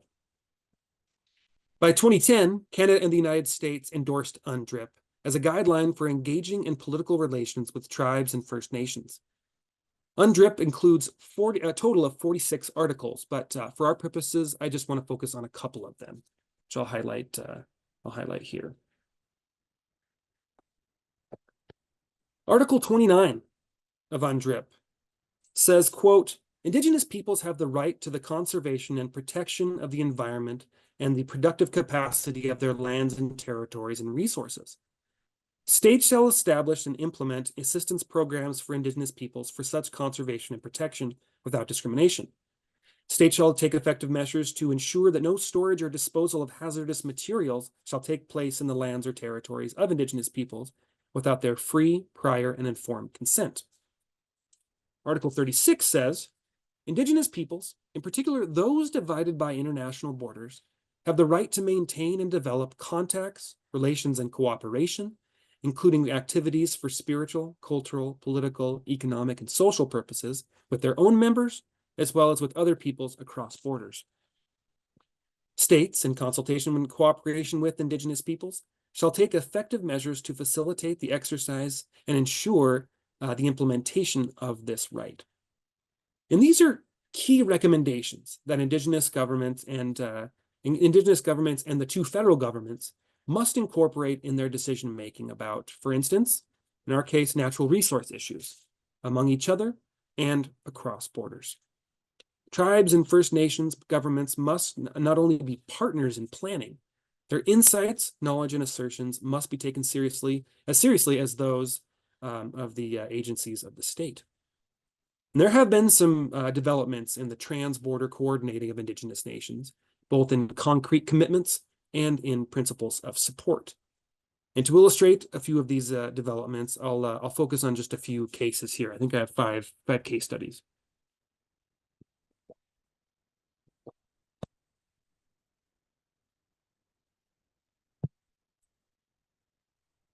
We'll start with the Sinixt. The Sinixt, or Arrow Lakes people, they faced a whirlwind series of challenges and gains, the mix of which make it a kind of a story of some starts and stops, two steps forward, one step back. In the 19th century, bands of the Sinixt Nation lived in the northern sections of their Tumhulau, or their territories, along the upper Columbia River from Kettle Falls to Arrow Lakes in British Columbia. But due to settlement pressures in the north in BC, and the way that lands were made available to individual families associated with the Colville Indian Reservation in Washington state, the majority of Sinixt people drifted south across the border by the 1930s. By the mid-1950s, Ottawa declared that since there were no more living members of the Sinixt residing in Canada, that they were declared extinct as a recognized band in Canada. And their reserve on the Upper Arrow Lakes, or Lower Arrow Lakes, excuse me, was appropriated by the province of BC. But in the 1980s, however, construction work at a land development project off the Columbia River exposed the buried remains of the Sinixt people's ancestors. And the Sinixt members of the Colville Confederated Tribes in Washington called for a moratorium on further development of these burial grounds in BC. And in fact, a contingent of Sinixt people actually occupied the project site over the 1990s into the 2000s, which was in many ways a restoring of their people's presence in their Timhulau.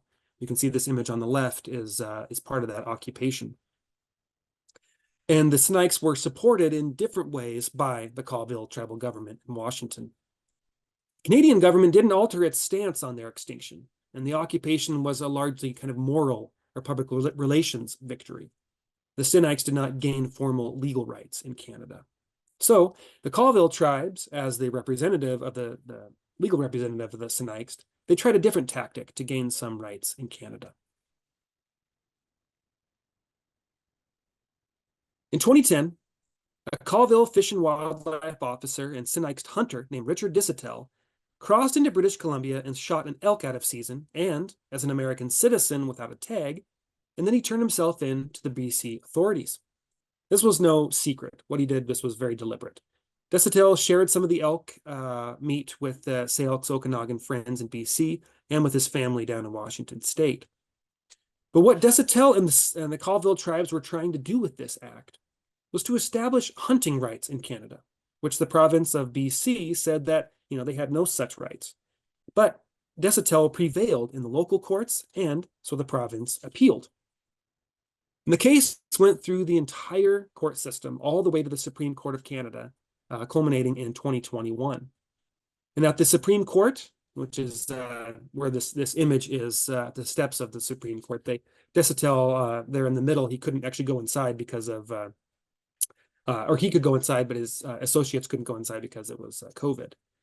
But at the Supreme Court, they faced the question as to whether Canada's Constitution applied. In this case, the Constitution protects the rights of, quote, Aboriginal peoples of Canada, but were the Sinixt of Canada? In this question, the Sinixt asserted that their nation was actually older than the Crown. And the Supreme Court ultimately determined, in fact, that they were of Canada, and that they can assert their right to hunt in British Columbia in their Aboriginal territories. And the idea is that with this right, perhaps they can expand upon their responsibilities to their territories in the north. And this was seen as a major court victory. But there are those who argue that this does not go far enough. The Sinixt were not granted the authority to engage in governance and conservation on a government-to-government basis. That is actually a limited recognition of their rights.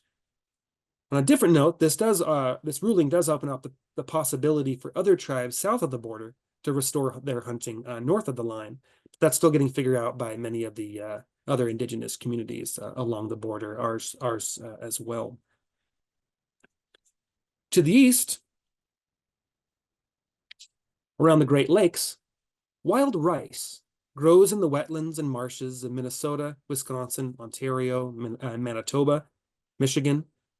And to Ojibwe peoples, the wild rice is known as monoman, and they have been harvesting and managing the monoman stocks for untold generations. By going out on the water in canoes during the harvest season, men and women use sticks to knock loose the grains and allow them to fall into their canoes. The rice boss, as he's known, makes sure that the harvest is done appropriately and at the right time, and that some of the seeds are not collected and are instead allowed to go back into the water to grow the next crop for the following season. This was a pretty well-established conservation measure. And for the Ojibwe and other Anishinaabe peoples of the Great Lakes, monoman is an important part of their diets as well as important to their cultural identities. But as mentioned, the US-Canadian border divided Indigenous communities, including the Anishinaabe, but the border also cut off access to certain rice harvesting sites. In the United States, treaties with Ojibwe bands protected off-reservation fishing rights, while in Canada, The government did not necessarily acknowledge those rights in treaty, and the First Nations had to press Indian affairs to permit their going off reserve to harvest Monoman. And over time, the need to coordinate between Ojibwe bands in the US and Canada and with the federal, state, and provincial governments, along with non-state partners, has pretty clearly become necessary.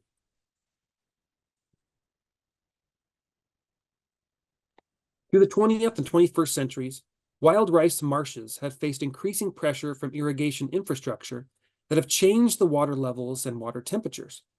Around Rainy Lake in this map on the top left, which spans the Ontario-Minnesota border, nearby dam structures have created the conditions for more cattails to grow. And cattails then compete with and push out the wild rice. Combine this with the effects of climate change, including new fluctuating water levels that then impact the fish and the wildlife and the other plants around the wild rice that kind of throws off those local ecologies.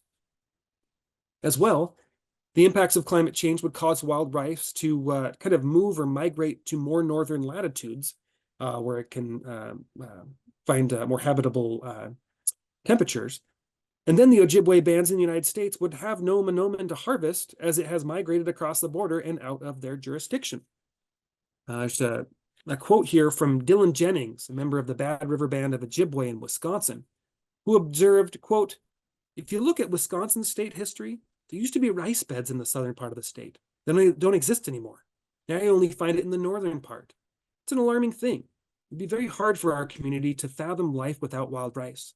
Things beyond being a food source, it allows us to reconnect with our environment. Our whole way of life is associated with wild rice."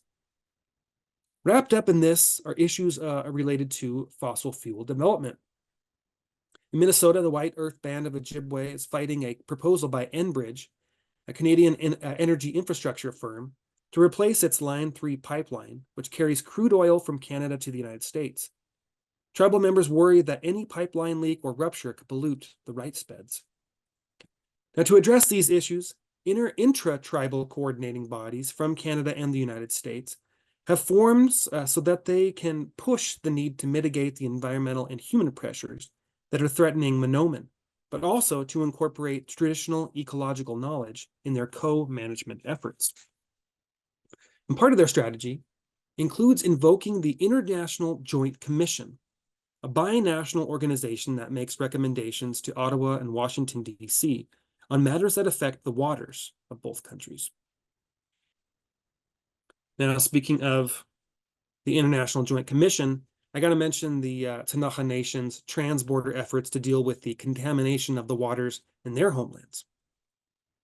I mentioned earlier the Confederated Salish and Kootenai tribes have relations with the Kootenai Band of Idaho and the 4 Ktunaxa bands in British Columbia that are represented by the Ktunaxa Nation Council.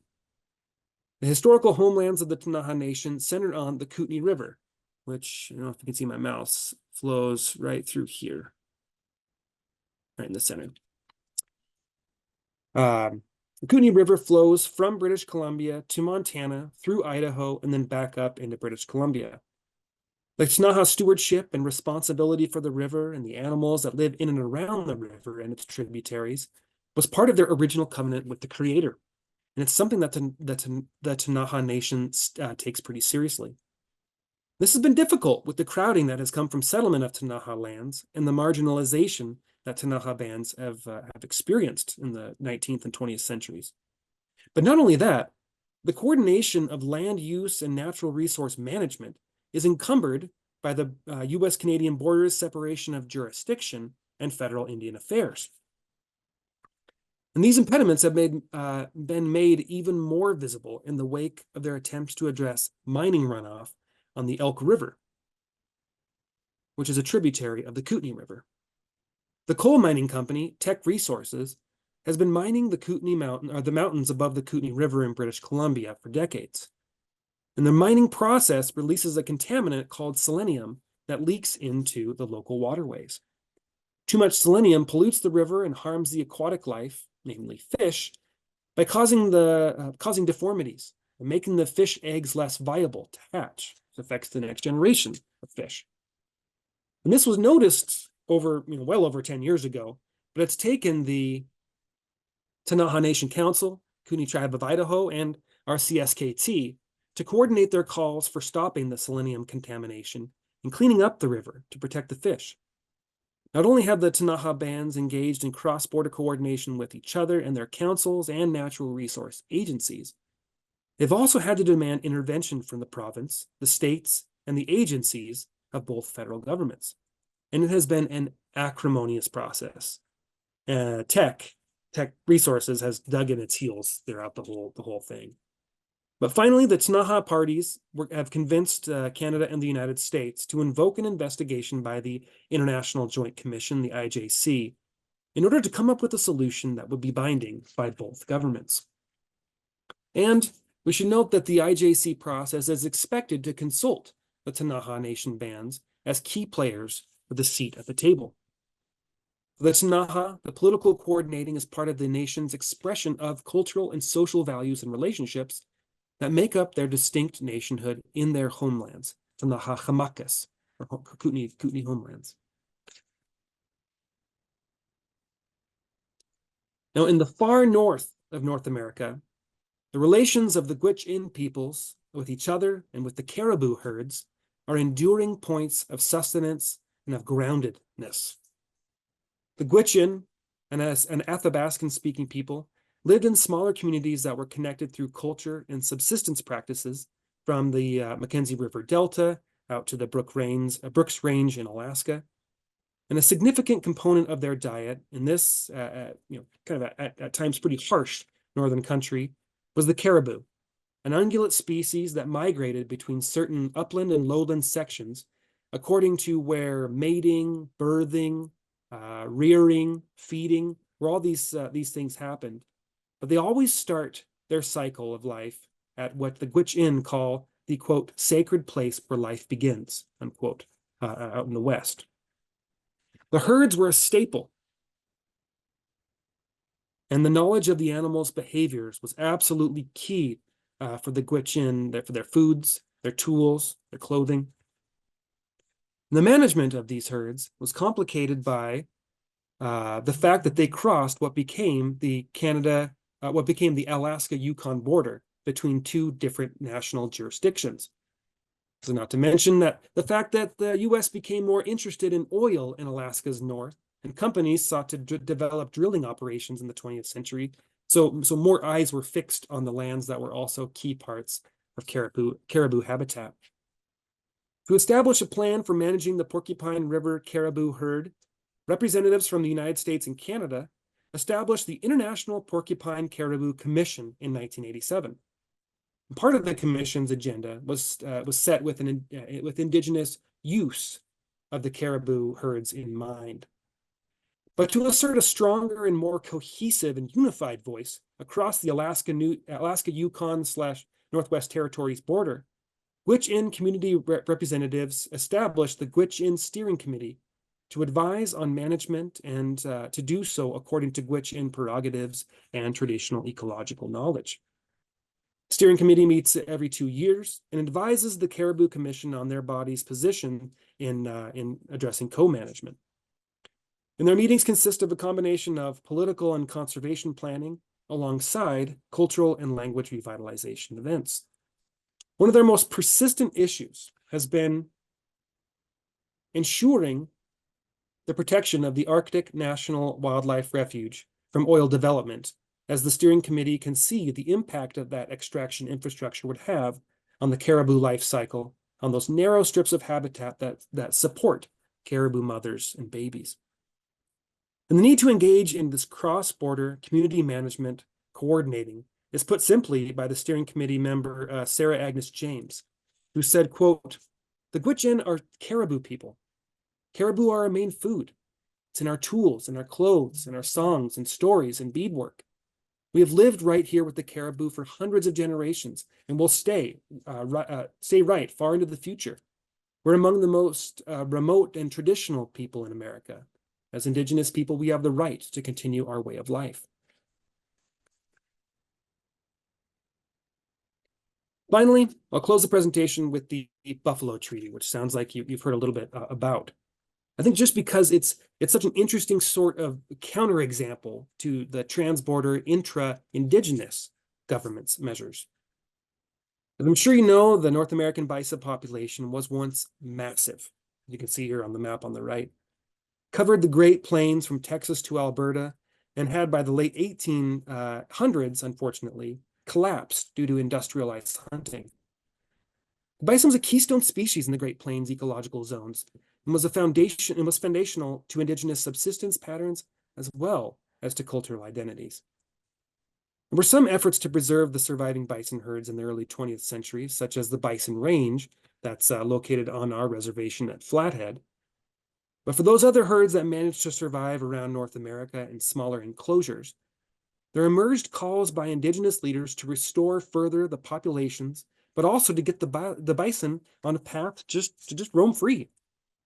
And in the early 2000s, Blackfoot leader and academic Leroy Littlebear and his associate Amethyst Firstrider, they envisioned a treaty with the buffalo and with the buffalo people, aka tribes that had historically hunted bison.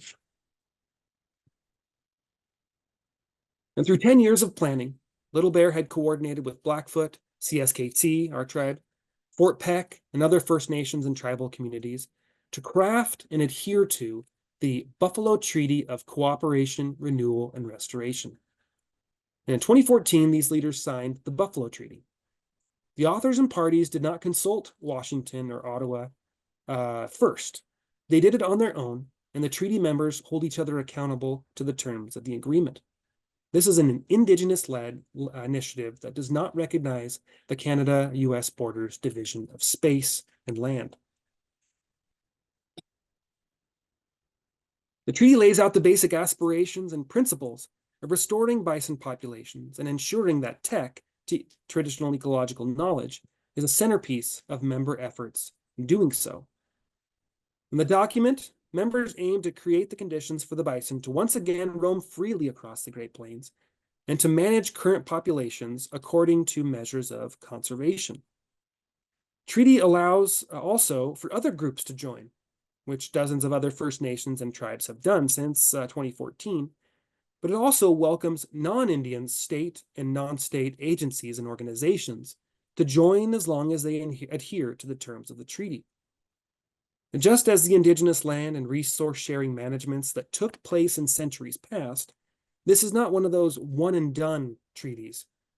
Participants reconvene every year to review, to maybe revise, and to renew the terms and the spirit of the treaty, which is a far more indigenous approach to decision-making and to planning. Collaboration and a common vision continue to sit at the center of the Buffalo Treaty Initiative. So by way of conclusion, these several examples and cases demonstrate the actions that have been taken by Indigenous nations that have been divided by the US-Canadian border, but also in spite of its existence as a tool of division. This is partly because a transborder Indigenous consciousness has proven effective in guiding how Indigenous nations coordinate efforts to promote tribal sovereignty and control of lands and resources, and to compel state governments to listen and to consult with their governments. It is also because natural resources, animals, waterways, the climate, they don't care so much about political borders, and that creative, restorative, and collaborative approaches to natural resource management is necessary in this environment. The efforts of Indigenous nations to assert themselves and to restore their stewardship responsibilities, they're palpable and they're potent, but we have a long way to go yet. The future is a mixed bag of promise and of peril, but the resolve and the resolution and a sense of home that is continues to be the irrepressible thread of continuity. And with that that last message, I'll end the presentation there, and we can open it up to Q&A or comments or a conversation. And I'll stop sharing my screen here. Thank you very much, Patrick. You want to maybe chat for a bit, and then if we have time, move on to the practicum, the discussing the reading, or what do you think? Yes, we have 10 minutes to raise, if you have some questions from online and in person. I recognize that it was a lot. It was a smattering of examples and insights, but I wanted to get a lot out there so you could see the diversity of approaches and examples. So I know it was a lot. We have one question from the room. Yes, so my name is Margaret Wenke. I'm a professor in history in Luxembourg, and so I'm not familiar with what you've been talking about. But I know of a case of reindeers at the Norwegian-Russian border. And there is also native people who are taking care of their reindeers across the border, have been for generations.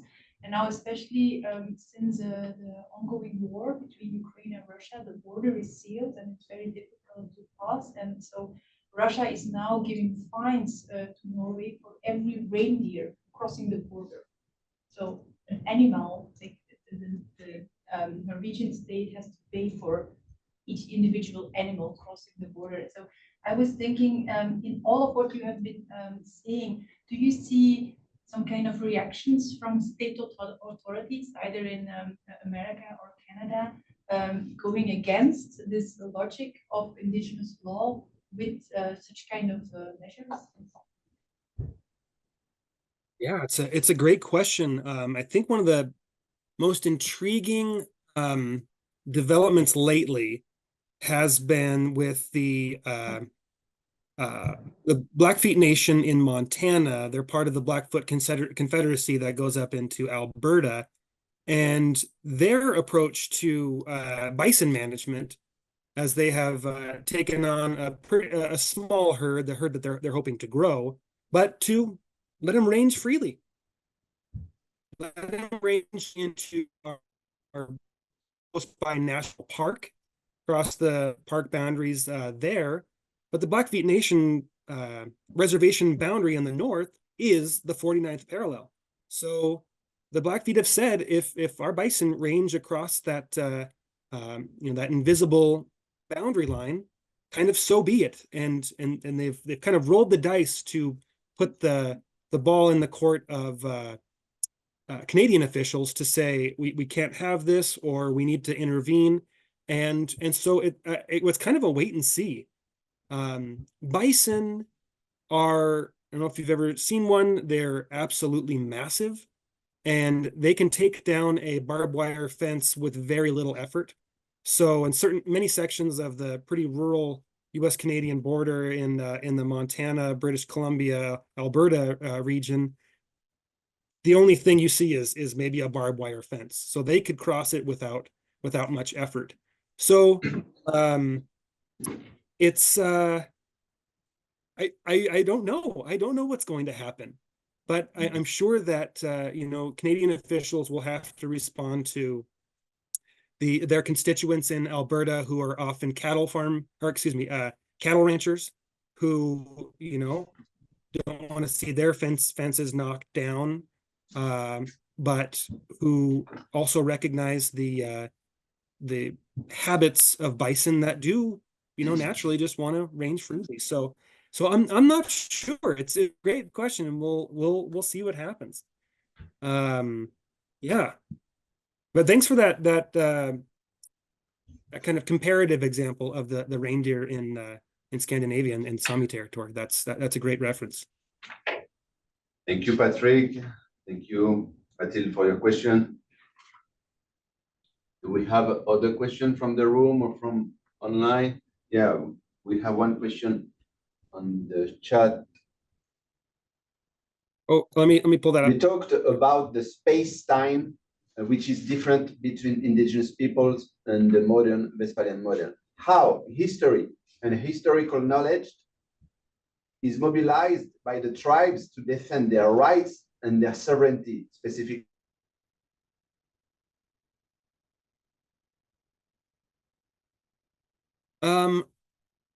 Okay, it's a fantastic question. This, hello? Did I lose you?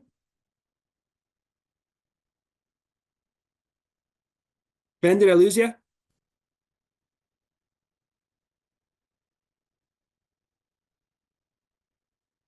Am I still there? Oh, good. Okay. Sorry.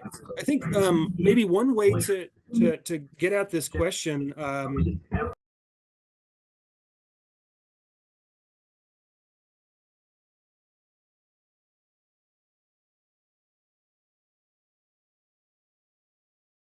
Okay, I'm gonna try that again. I got muted for a second for some reason. Anyways, so one way to get at this question is to look at where these kind of differences in values and philosophies and sense of time and relations to land happens, which is in the courts. And going back to the Delgamut case in British Columbia regarding unceded lands in northern British Columbia, that the indigenous participants in the case had to basically introduce and then do some translating of their stories that talked about their long-standing title to land in northern interior BC, and that was like the 80s and the 90s, and it was on the Canadian government, the Supreme Court, to say, how do we take these sets of evidence and make it understandable and applicable in our legal systems? And it's a challenge, because the state wants to operate like a state with all of its legal systems that allow it to make claims and engage in civil and criminal law. But when these different examples and sets of evidence are introduced, those don't always translate very well. They don't really jive necessarily with what the state hopes to consider like legitimate examples or data or evidence. And so the Delgamut case really forced the Canadian government to say, okay, yes, we recognize your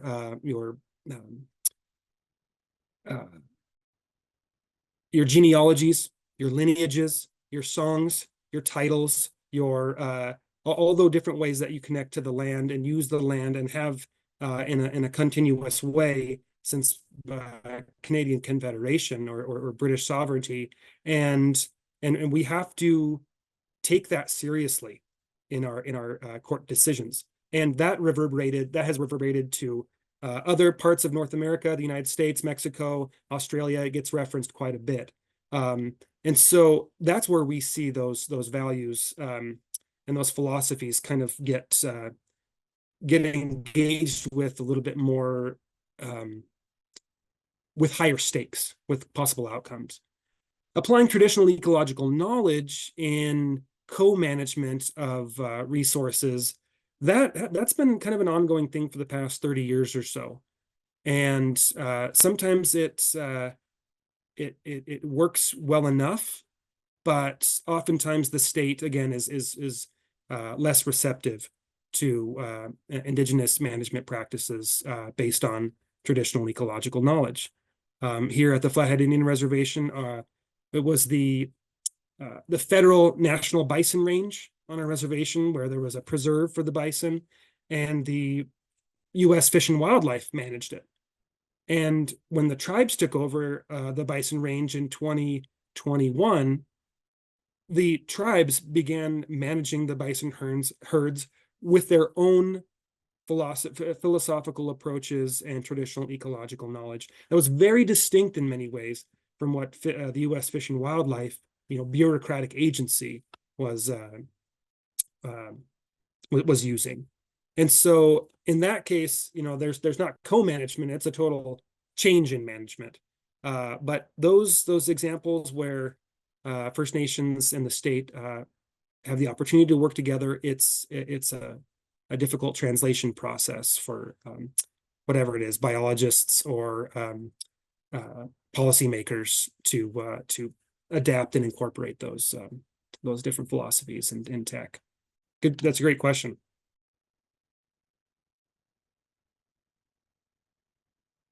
And Ben, you're muted, or the classroom is muted, so If there's something else, I'm not hearing it.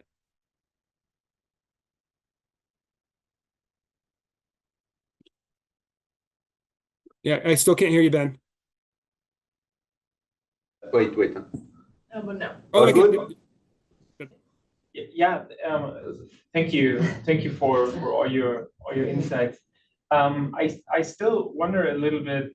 I'm still a little bit struck by the fact actually that indigenous communities, indigenous First Nations rely so much on the notion of sovereignty, because sovereignty basically is one of the founding principles of Western political science, of Western political thought, and Western political philosophy, and Treaty of Westphalia, and so on and so forth. I don't have to explain this, I guess. And I find it interesting that sovereignty plays such a huge role in relation to food sovereignty, energy sovereignty.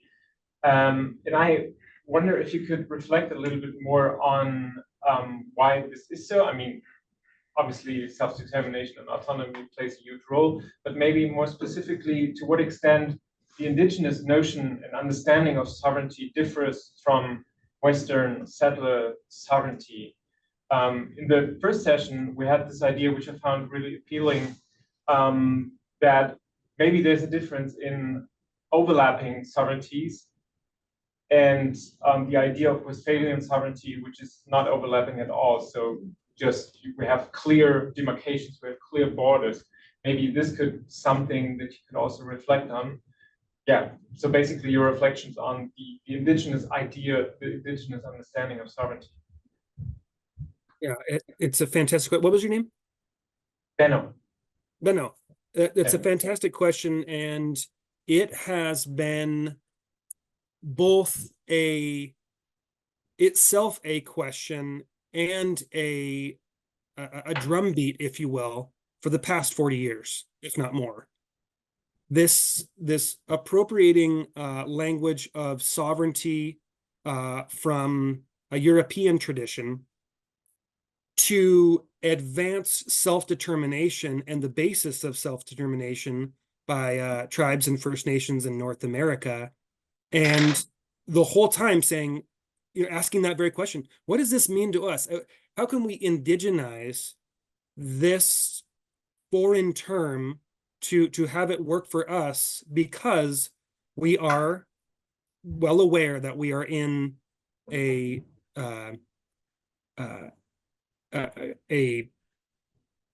government to government relationship with the state that is not a one-to-one by any means. How do we make this a useful concept, because that is what the state uses as its terms, right? And so being able to take that kind of mid-20th century, those nuggets of treaty rights or of land use rights, and engaging with other government entities, and then expanding it more and more, pushing it out and seeing how far it can go, that has relied on that language of sovereignty, right? And a lot of that is happening in those relations with with either federal government, right? So, like the example in the United States, you probably heard of Indian casinos. Indian casinos that are operated on reservations since the 1980s, tribes have said, we are going to operate our economy on our reservation as we wish. So if that means establishing a high stakes casino that can bring in a lot of revenue, then we're going to do that. And the state freaked out. The United States government said, oh my gosh, you can't do this. This gives you too much power. This gives you too much revenue. This gives you too much autonomy. And so they tried to put the boundaries around it. But in that act of pushing the boundaries of possibility, they're using that language of sovereignty. Okay. And that is happening, tribe by tribe, First Nation band to band. But there are those internal conversations about, like, is there something different that we could be referring to articulate the work that we want to do as as autonomous, as independent, semi-independent indigenous nations that makes more sense to us. Ty Alfred was a political scientist at UVic at one time. He has been putting that question to First Nations government for a long time. What would it look like if we relied on our own traditions and our own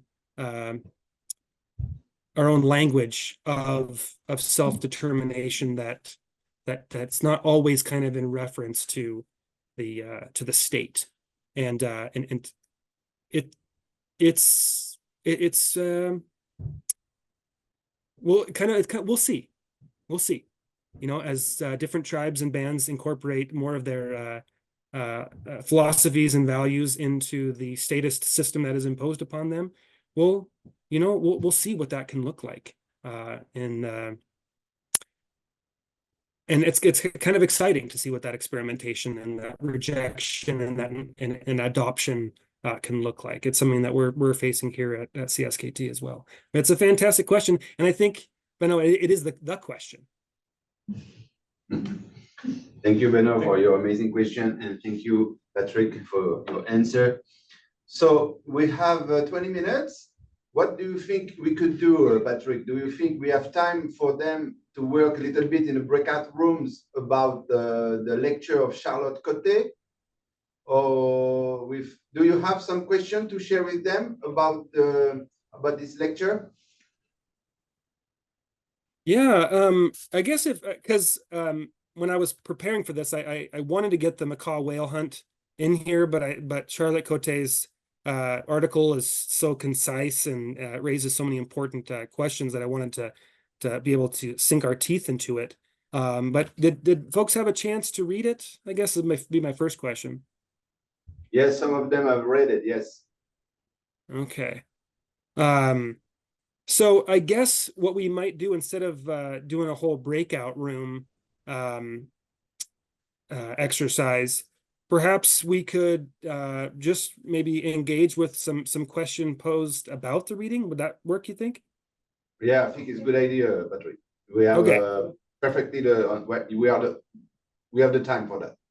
Excellent. Okay. So as you read the essay on the macaw whale hunt by Charlotte Coté, who herself is Nuu-chah-nulth from Vancouver Island. She was actually a professor at UW when I was there. She's fantastic.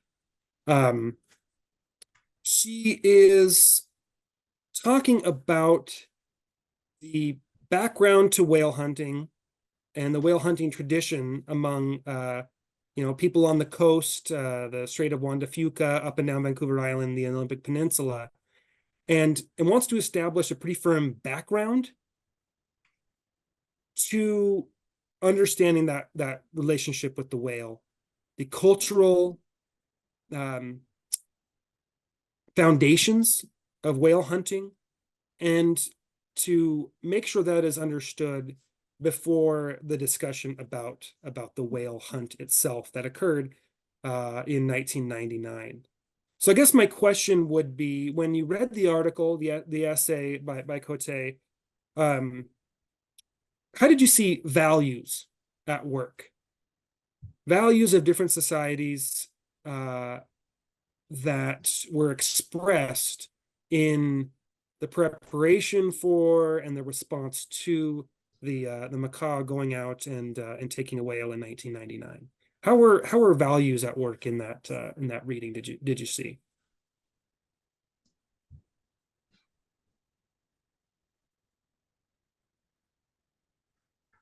You mean the cultural values attached to whale hunting? Yeah, from all the different parties that contributed an opinion about the whale hunt, from the macaw side, the Nuu-chah-nulth side, the government side, the letters to the editor, environmentalists. What were the values at work expressed in this event?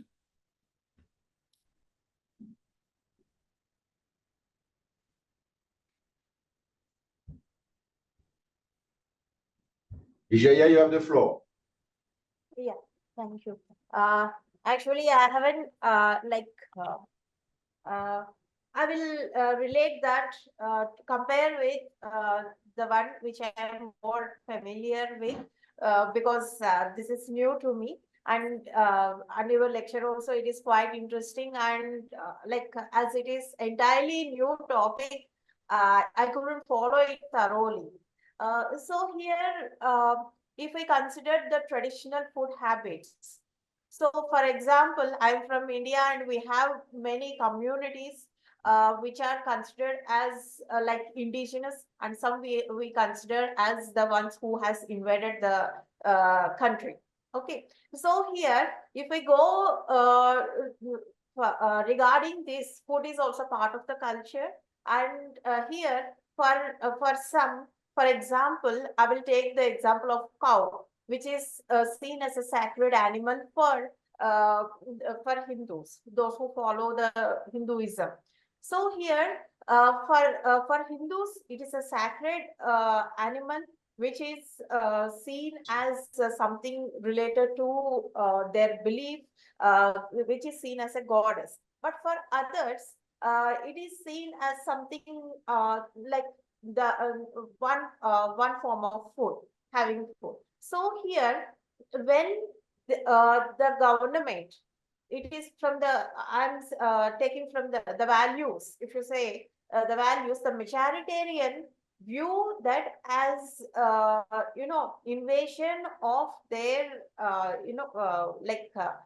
they show their cultural hegemony over the ones who actually won't see eating like cow is not sacred for them. It's just like some other food they are having. But for the majority who are showing, expressing this cultural hegemony, it becomes a problem, and there this conflict arises. So from that point of view, if I see here, if I look into the case which the article speaks about, the whaling and all, for that particular community, it is their part of their culture, their cuisine, their food. But here, when it comes, when we see it from the environmentalist perspective, it is like the endangerment of the whales, all this. Then from the government, mostly if it is a majoritarian, the majoritarian culture, which if it is representing that, then it goes against the values of the indigenous communities. So this is my observation. Thank you very much, Vijaya. Okay, and We have another question, Patrick, from the room, from Ben, from Ghana. okay, thank you so much for the insightful presentation that given to us this morning.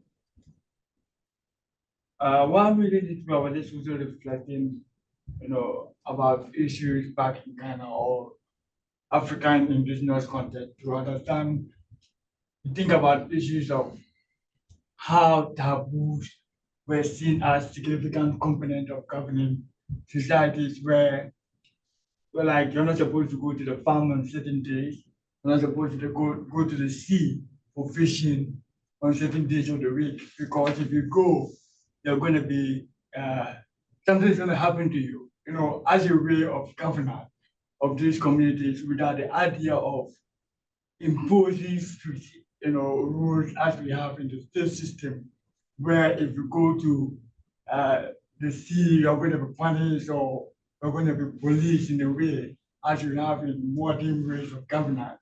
That traditions were really key in governing societies and how people relate with, the natural environment, and then reciprocate that respect, in a way to it. And also, I was also thinking about how harvesting in a way of even hunting or fishing, as we have in the case of the newspaper, how the pathway that are not being used are sometimes returned into the sea as a way of ecological balance of feeding up the other small fishes that are in the sea as a way of giving back.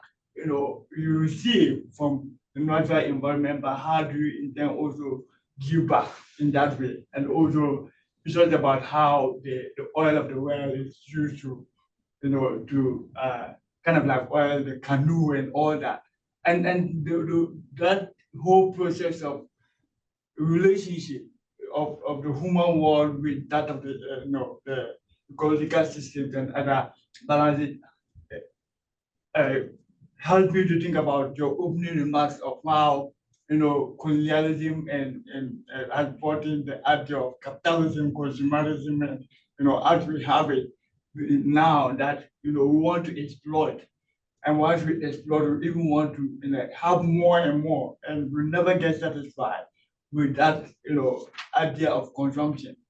To shift back, as I talked about history and how it was basically more about how do we feed our communities, how do we feed our relationship, our kinship, that relation that we have with other nations, in a way that it wasn't really about that idea of exploitation and consumption, but it's just about how do we able to satisfy ourselves in those moments of hunger or when we need food. But again, also thinking about how do we,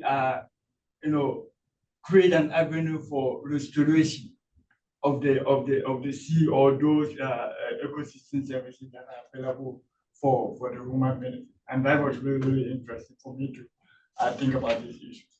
Thank you. Thank you, Ben. Both really fantastic points, and I think it's Vijaya mentioned hegemony and the majoritarian opinion, and you just mentioned, basically there are different sets of conservation approaches to conservation at work here, but whose conservation methods get to be prioritized, right? Because environmentalists, the state, they don't want the whale populations to be destroyed. Neither do the macaw, but there isn't a hunting relationship or a relationship. If it's a resource or if it's a part of the ecology, whose voice gets to come to the fore when a decision is made about next step with using that animal, and so I think that becomes part of the question. And with hegemonic voices that at one point said, "Hey, whales are a resource. Whales need to be hunted. The oil is amazing, and we can put this on an industrial scale, and we are capitalists with all the right answers." And then the state has to come in and says, "Well, the capitalists destroyed all the whales. The big state, the big government will now come in and have a new set of answers that will be imposed." And so these big majority values of big systems, how do they interact with those who have had a long-standing relationship with the animal that is one of seeking balance, of preparation, of honoring, and how does that get it to do with interactions with the state? So it's those are really both great points. Ben, I just want to ask a question in relation to where you ended, with regards to how even the political structure for that governance system that we have hereditary chiefs, and also in the context of the band system. I will relate it back again to Ghana, where we have colonialism have kind of like shifted the governance systems of local communities that originally did not have chiefs, but now we have appointed chiefs. That again also now feed into the state system of how we can transform resources in a way that also move in the capitalist logic. And I want to understand, as you presented in the historical context and how it is right now, how has the band system contributed, to facilitating or otherwise, again, supporting self-determination in the context of what we have now, and also as we spoke about treaty making in BC, where most of the territories were not under any treaty agreement, that these nations accepting the past system a way of ceding to colonialism, or also accepted that it has happened, in a way that self-determination is being concealed or promoted by the ban system, and how does it play out? Yeah, there are a lot of different innovations happening within that system, but those systems based, community by community. But there are those who, like the Macaw, have kind of unique distinctions within their relation with the state, and that distinction from the Macaw is their treaty that says they have the right to hunt whales. So they have been expressing that right, or that responsibility, depending on how you want to say it, is making the most use of that distinction. Okay, just across the Strait of Juan de Fuca, the New Channel, they don't have a treaty. They don't have a officially recognized right to hunt whales. And so if they want to pursue that avenue of for, in this case, whale hunting, they have to do it within their banned government, their recognized, federally recognized relationship with the Canadian government, and through their efforts, compel the government to allow that to happen, right? And that's kind of an already by design restricted system with limited with kind of limited possibilities because of the way that it has been set up in the 19th century and today. And so it kind of goes back to the earlier question about like sovereignty and what different individual indigenous nations want to see for themselves: more autonomy outside of the state, with only requiring the state to hold up treaty responsibilities and accountability, and the rest of it's just kind of us doing what we want to do based on our own values, or are we so shackled by this federal, tribal, or federal band relationship that is kind of restrictive? So for those in band councils, they are every day doing what they can to take care of their communities and holding the state accountable to the degree that they can. But that's not to say that more force can't be applied, or more efforts can't be made in the future. And I think that's what the trajectory looks like. So yeah, it's a great question, a good point. Thank you. Thank you, Patrick. Thank you, Ben. We have a question from the room, from Kalpana. Not necessarily a question.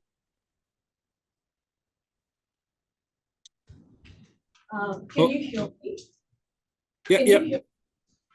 It's sort of a reflection from the article itself, and also from the first question that you posed in terms of values, of how the hunting was being practiced by the indigenous community that were actually practicing the whaling in kind of a balanced way, and as the kind of it was a very potent source of food for them, and it was a very holistic kind of a packaged food for them, right? So and there was a level of respect that was attached to it through the indigenous practices to that food and that sort of sharing of the environment. But as you see, as capitalism sort of takes over, it's not necessarily what the practices of the indigenous nations that was depleting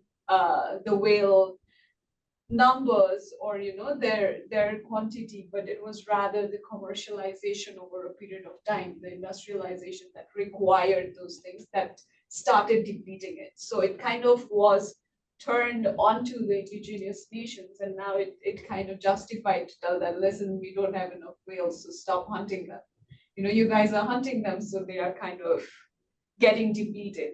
So I think the point that the article makes very clearly is how colonialism sort of then transpires and kind of controls, takes into control the natural resources to serve their own benefits. In this, I'm also thinking all these new things that Victoria has, this amusing little whale watching trips and stuff that they do, right? So it's all happening through the commercial portals. So now they're making it who's going to make the money and who's going to take the most advantage of what exists versus who's going to be deprived of even their food source, is kind of the conflict that's existed.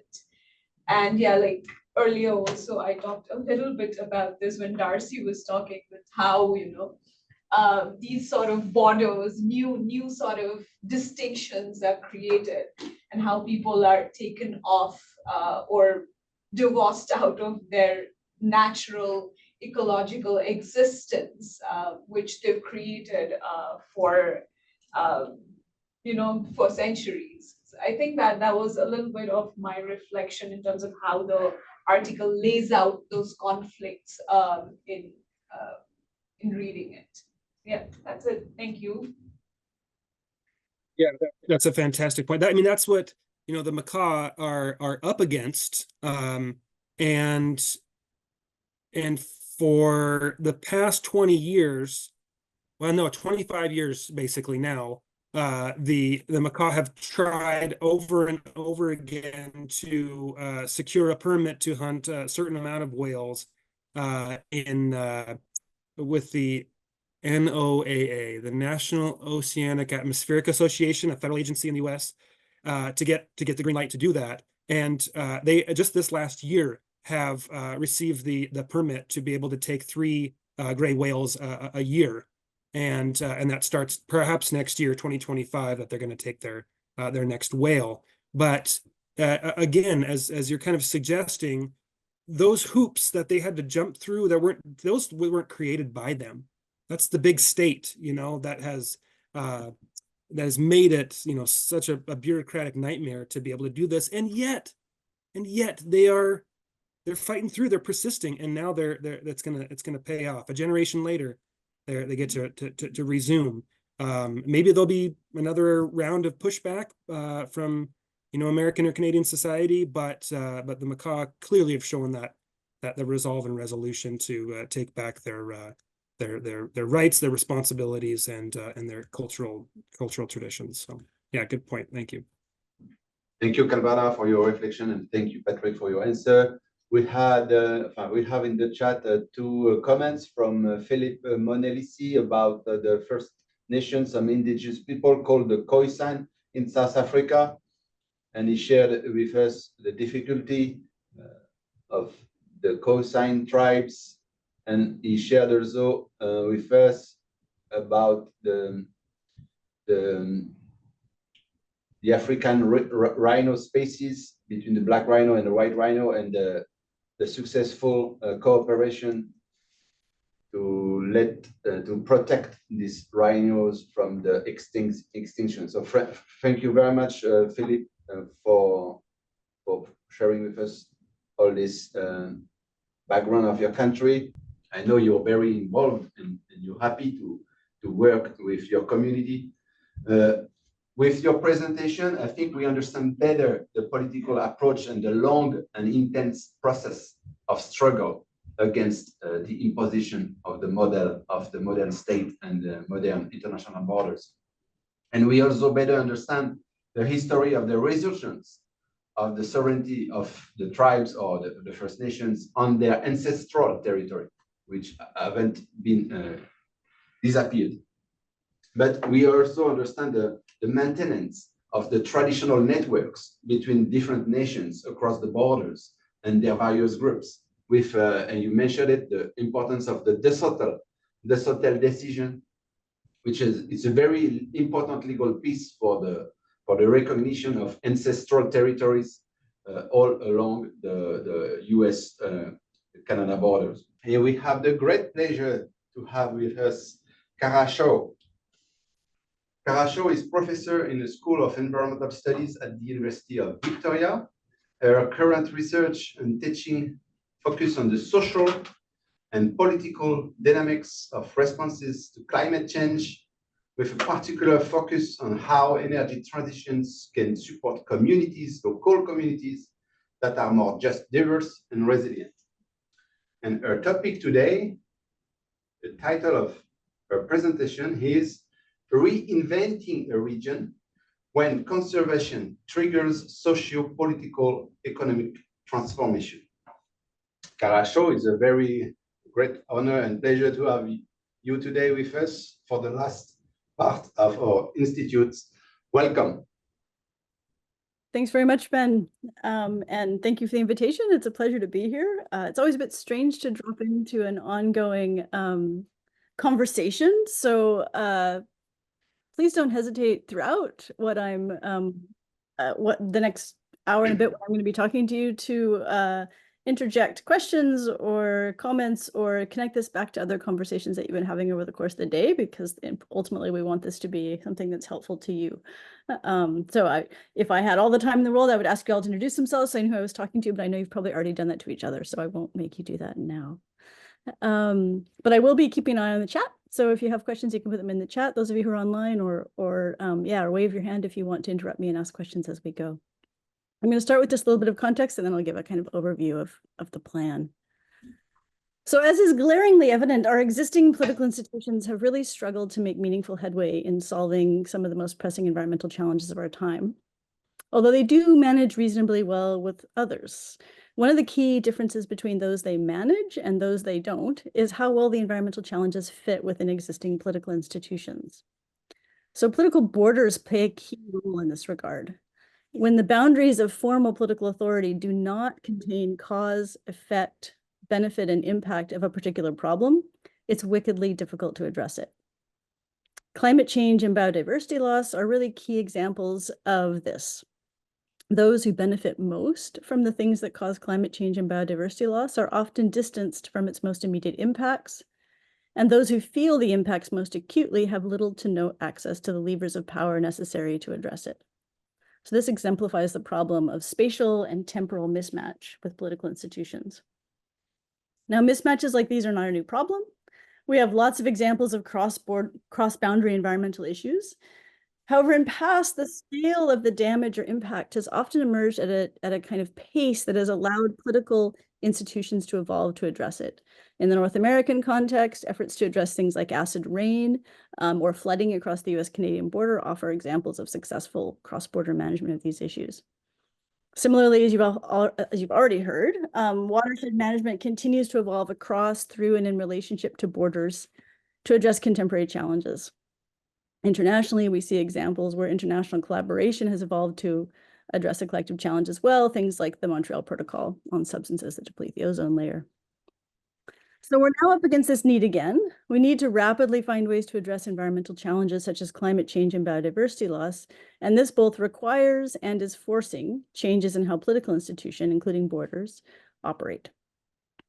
So typically within political science, and I'm a political scientist by training, lots of time has gone into two kinds of research and analysis about this. First of all, why are our political institutions failing to address environmental problems? And then second of all, what policy or diplomatic approaches might be developed to improve their capacity?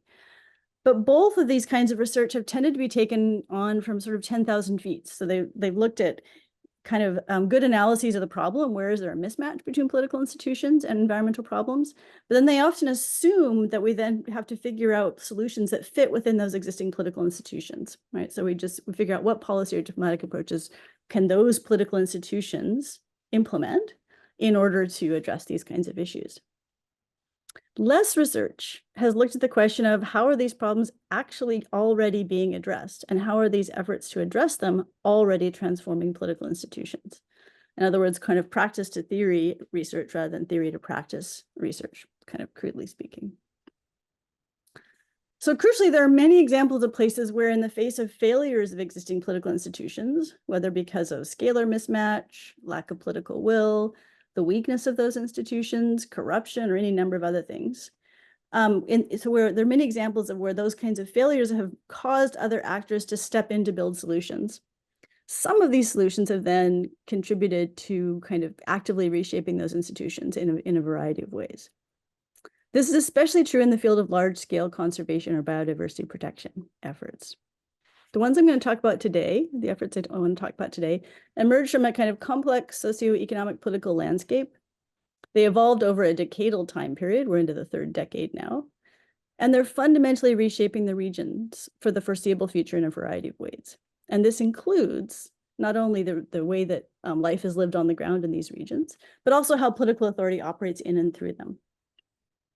So as folks who care about the health of the societies in which we live, ecological, but also political, economic, and social health, I think it behooves us to pay close attention to these efforts. Their impacts will be significant. They're not perfect by any means, but there are things to be learned from them, especially as they're translated to other places. So as an idealistic PhD student of political science in the 1990s, I happened to be on the margins of a group of extraordinary people who helped to shape the first Great Bear Rainforest agreements, and now the second, more recent Great Bear Sea agreements. So I've observed these processes for the past 25 years or so. My insights here are really from that perspective as an observer, rather than one who was involved within or who's rigorously studied these processes, although I have written about them a bit. So I'm mostly interested in offering you kind of a little bit of information, enough information that we can have kind of an initial conversation about these examples, and hopefully provoke enough, give you enough that you can think about how they connect to and might resonate within the context that you work or study. So imagining kind of the rest of our time together sort of in this way, I'll offer a kind of hopefully brief overview of the key aspects of these agreements and some thoughts about their implications. And then happy to open the floor for any follow-up questions and answers or clarifications and so on. Once that's wrapped up, hopefully there's time for a bit of to put you in groups of some kind and just for a bit of a brainstorm, a 10 to 20 minute brainstorm, asking the question of, where do you see emergent efforts to solve ecological problems, potentially or actually reshaping the political institutions within which you work? And what are the implications of this for your work? So hopefully we'll have time to do that, and then you can maybe gather those thoughts together at the end. If not, I've got a Google Doc open and you can just throw your thoughts into those Google Docs and maybe they will help, provoke more conversations as you go forward. So assuming that sounds okay, if it doesn't, if anyone wants to ask a question right away or anything, please just do so. I'm happy to be interrupted. But if not, I'll dive in. So the questions I'll try to answer in the next, hopefully about 20 minutes or so at most, are first, what are the key characteristics of these large-scale conservation initiatives in the Great Bear Rainforest and the Great Bear Sea? And second, how are they changing political authority or borders? So the first question, what are the key characteristics, are to hopefully provoke you to think about what's going on in the context where you work or study that might be similar, or where these insights might have some relevance to who are the key actors, what kinds of changes or issues are emerging, and so on. And the second question, how are they changing political authority or borders, is to help open up the question of why might they be important beyond BC? Why do these examples have broader relevance?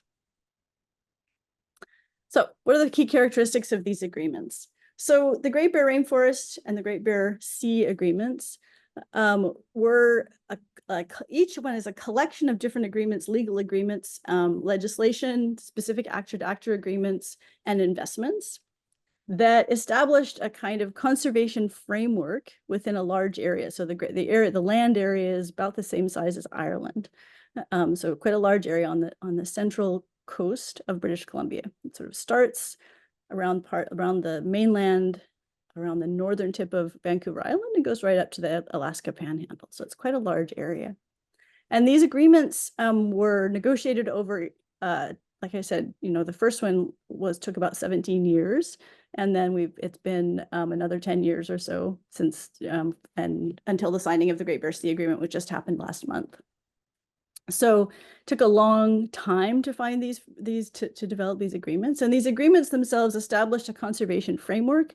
They created some protected areas, although within a new form of protection called conservancies that allow for some, for particular kinds of usage, particularly indigenous-led uses, traditional uses of those areas. So they created some protected areas. They established a new framework. The Great Bear Rainforest Agreements established a new framework and basis for any industrial activity that was going to take place on those lands using an ecosystem-based management framework. And they facilitated a large investment in the region, in hundreds of millions of dollars of investment. Part of that investment was to buy out existing tenure holders in the region. And the bulk of it was to hold an endowment to allow for and stimulate investment into new, more sustainable economies in the region. And so that, and the benefits of that have been really quite tremendous. And that combination of things, conservation, new rules for how resource management was going to take place, and investment to help shift the economies of the region towards a more sustainable footing, all three of those components were really an essential part of both the Great Bear Rainforest Agreements and the more recent Great Bear Sea Agreements. So that's kind of what we're talking about here. This process took place over almost 30 years now. Yeah, so that's the kind of the contours of it. And the impacts of it are profound. So how did this happen, or how did this agreement or this transformation take place? It emerged from a really complex landscape of interests and actors. So I'll talk about each of the different kinds of people or kinds of groups that were involved in it and what was kind of motivating them to not just to push for protection of the region or not resist protection of the region, but to come together in such intense and in-depth negotiations such that they didn't just establish something and walk away, but they really reshaped their relationships in such a way that the region itself would be reshaped. So the first and obvious group of actors were environmentalists. There was a very healthy campaign within British Columbia to try to protect old growth forests, old growth temperate rainforests on the coast. This campaign had some modest successes, but the people behind it were realizing that they were using a tremendous amount of energy to fight valley by valley conservation efforts. So, trying to protect a small area at a time was taking a decade, and they weren't, and as soon as they got that area protected, the same amount of logging would happen overall in the province. It would just get moved to a different region. And so they realized that strategy was completely failing. They also realized that this region, the Great Bear Rainforest region, contained the largest relatively intact temperate rainforest remaining in the world. So it was kind of worth tackling the region as a whole to try to think about how they would protect that. They also, as an aside, coined the term Great Bear Rainforest. That region, that name didn't exist before, so they came up with this name of the Great Bear Rainforest and called it that, and that has really stuck. So environmentalists were coming off this realization that they needed to do large-scale conservation, but also that they needed to participate in conservation in a way that didn't just transfer the logging pressure to other parts of the province. So they were kind of up against that.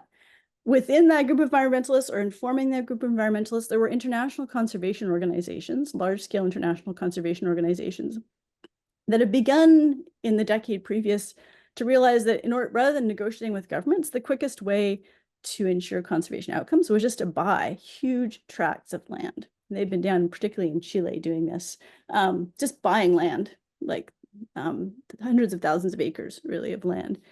But that wasn't going to work in Canada because it was Crown land, and because there were because of a variety of different things. So these international conservation organizations realized that buying land was relatively problematic, but investing in conservation was potentially very efficient. And by investing in conservation, I mean investing in a region to both protect the land and to actually gain the support of those people who were affected by that protection, in this case, by investing in a changed economy. So that was the kind of environmental lobbying, which included large-scale international philanthropic organizations and localized environmental organizations. The other big player going in was the forestry industry, which was multinational. And it was in a period of, I would say, restructuring. The forest industry in BC was starting to struggle quite a lot with marginal costs, with competition from other regions, especially in the rise of emergent plantation forestry. They've been hit very hard by environmental markets campaigns that have gone after the market share coming out of British Columbia, kind of basically telling folks in Germany and England that the toilet paper they were buying was coming from these beautiful old growth temperate rainforests, showing them gorgeous pictures, and people saying, we don't want to buy that kind of toilet paper. We don't want to buy those paper products, and putting pressure on these companies who would then have contracts canceled. And once they lost even a tiny percentage of market share to these plantation forestry companies, they found it impossible to recover that market share. So the domestic forest industry was under tremendous competitive pressure. They were worried about transferring, putting a lot of effort into developing this particular new region, the Great Bear Rainforest region. The marginal cost might be problematic. They might be still having a number of environmental campaigns launched against them, markets campaigns.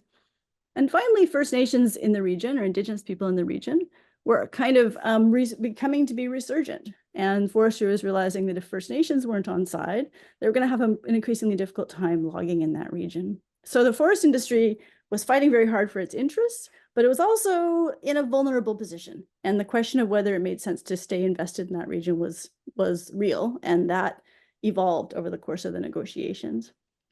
So there was the environmentalists, there was the forest industry. The third player was the provincial government, which was basically trying to figure out how to create peace in the woods to stimulate international investment. Government just wanted these big war in the woods between environmentalists and forestry companies to go away. And that was more or less what they were after, because they wanted to be able to provide some certainty on the land base so that companies could come in and invest. So they weren't actually that keen to protect those forests. They were quite keen to have those forests generate economic wealth. But mostly they just wanted the problem to go away. And then the fourth and sort of final major group involved were Indigenous nations. And the nations in that region have, most of them have no treaties with Canada, so the land is unceded. And they had won a series of legal decisions over that during this time period, and then continuing on, they won increasingly strong legal decisions that were establishing that they had outstanding rights and title to the land, potentially title to the land. And that this is what was causing a lot of anxiety amongst forest companies. And so these folks were increasingly well organized, and this process, the Great Bear Rainforest Agreement process, actually supercharged their efforts to exert their rights. First Nations in the region also had substantial grievances about how their lands had been managed and their waters had been managed, and quite clear visions of what they wanted. And so they were really kind of crucial to the next stages. So those are the kind of four main groups of actors. There were also other industrial interests. The federal government was involved throughout. And there were tons of twists and turns throughout this process that I won't go into because it would take a really long time, but I'll highlight a few things. First of all, the First Nations organized themselves regionally through this process. In order to kind of get this process off the ground, the kind of environmentalists behind they're trying to get these negotiations off the ground realized that First Nations needed to be included in a meaningful way, and they were disorganized. So they didn't have there are 26 different nations in the region. They didn't kind of speak with a common voice. They had very different interests. They were at very different levels of capacity. And so one of the first things that happened is that the philanthropic organizations funded the nations themselves to figure out how to cooperate and build a kind of lobbying or organization that would represent their interests a little bit more collectively. And two organizations emerged from that, one called Coastal First Nations and the other called the Nanwakolas Council. Coastal First Nations is generally the northern part, Nanwakolas Council, the kind of southern part. And these two organizations that formed became key sites where resources were pooled and shared, alliances were built, and kind of unified fronts developed. And in the process, these organizations transformed authority and relationships in the region. And they've subsequent to the Great Bear Rainforest Agreements, they've become very important in terms of leading resistance to certain kinds of development, like the Northern Gateway Pipeline, leading climate action efforts. The Coastal First Nations have a really big climate action program that funds people in these communities to take climate action at a kind of community scale. shaping the protected areas negotiations, renegotiating questions of jurisdiction and control over emergency response in the area. So, fleshing out the capacity of these nations themselves to have their own Coast Guard units and do a lot of patrolling in the area. Building guardian watchman programs that have become the kind of de facto eyes and ears on the ground. Taking a lead on management decisions through government-to-government agreements about shared decision-making. So in other words, this infusion to try to organize the nations or let them organize themselves has actually kind of supercharged the role of these nations in the region. And kind of parallel with that, Indigenous nations were the ultimate arbiters of this agreement. It was Indigenous nations that, when the environmental organizations and forestry kind of got together to start talking about their issues and then quickly disagreed and found no common ground, it was the Indigenous nations who said, you got to work it out. You have to get together. You're going to have to give ground. You have to work this out between the two of you, or nothing's going to happen. There's going to be no protection in the region. There's going to be no forestry in the region. And so they really kind of knocked heads together and forced the environmentalists and the forestry industry to come together in a different way than they had in the past. They also insisted that what emerged in this from this process of negotiation had to be a fundamentally different kind of conservation than had happened before. They wanted no parks. They wanted no protected areas that in any way restricted their capacity to practice their traditional practices. And they wanted economic development. And they wanted the capacity for their communities to thrive. So their idea of it being a conservation agreement was not an idea of like nature as a museum. Their idea was that they wanted a working landscape, but they wanted a working landscape that protected the ecological integrity of the forest and allowed for their nations and other communities in the areas to thrive. And that forced environmentalists and forest industry into a completely different kind of conversation, because no one was going to win, right? There was no one winner that was going to emerge from this. They had to really think about what are the conditions upon which, or what was the basis upon which they could build something that would allow each party to gain what they needed, and in particular First Nations, because they were going to be the ultimate arbiters. They were the ones who were going to say what worked and what didn't. And ultimately, that's what happened. There was a land use planning process going on that involved some stakeholders and First Nations and the government. And whenever that land use planning process got stuck because of fights between environmentalists and forestry, the First Nations would say to the environmentalists and forestry groups, you got to go work that out. And then they would go negotiate. And then they would eventually kind of reach some agreement and bring it back to the land use process. And then that table would proceed and go ahead. So it was at the land use planning table that the provincial government had sway and that First Nations had sway. And that was kind of the ultimate decision-making place. But that process was stalled repeatedly because of environmentalists and forestry kind of having to fight out what was going to happen. And partly that was about the forestry companies realizing they were probably going to have to give up their tenures in the region. They're probably not going to be able to anymore operate in that because of the changes in the regulations and how forestry happened. So that's kind of more or less how it evolved. There was a land use planning table. There were environmentalists and forestry who kind of had seats at that table, but really were doing most of this negotiation away in different contexts. And gradually that process stumbled forward over a period of about 15 or 17 years to agreement. The agreements themselves, which were announced first in 1999, but then had tons of details to kind of be worked out, worked on and worked out and came into force over the next 10 years, kind of really started a process of transformation. They can't be understood as an end in themselves, but they also will not be ended, right? They shifted the ground upon which all of the negotiations in that region in the future goes ahead. And this has kind of revealed a pathway for Indigenous-led change and Indigenous-led conservation, which is still evolving very rapidly, and which now the federal government is using as its primary tactic for reaching the kind of 30 by 30 biodiversity targets that they've committed to internationally. So, this process was, specific to this region, which again was about the size of Ireland. It's not a small region, but it's not a very well populated region. About 18,000 people live there, right? but it created a framework for thinking about how to build, how to kind of address these environmental problems in a way that was deeply connected with the rise of Indigenous rights, or the recognition of Indigenous rights, with the need for industrial transformation or transition processes, and with community kind of health and flourishing. So the agreements kind of started this process. They can't be understood as an end in themselves. They revealed a sort of pathway that's still evolving very rapidly. And we see that with the declaration of the Great Bear Sea last month, which was sort of the equivalent set of agreements and investment to the Great Bear Rainforest only 25 years later. And so now we have this new Great Bear Sea Agreement, which has just been announced. Okay, so that's kind of the first question, like, what are the key characteristics of the movement? I don't know. I feel like I'm just kind of flying ahead fairly quickly. So I'll pause just for a minute if anyone wants to ask a question, or before I dive into the next stage. Don't hesitate to raise your hands or to take the floor. Yeah, absolutely. I can keep talking about this for days. So you really have to stop me if there's something in particular you have a question about or interested in. Either those online or in the room.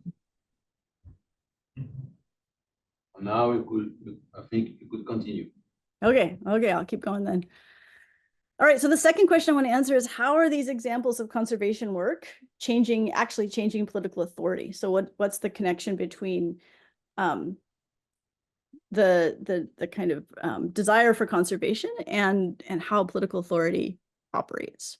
So I think there's two general areas where these kinds of agreements are changing how political authority operates. Well, three. I'll start with the most obvious one is simply that in that region, going forward, political decisions won't be happening in the same way.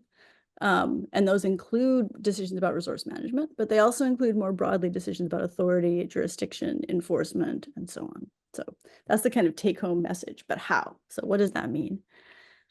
First of all, it's changed how problems are getting solved. In the fields I was trained in, political science, there was always a fundamental assumption that environmental solutions might be proposed in a bottom-up fashion, but these were understood primarily as proposals to the state for state action, right? That the site of political authority was the state ultimately.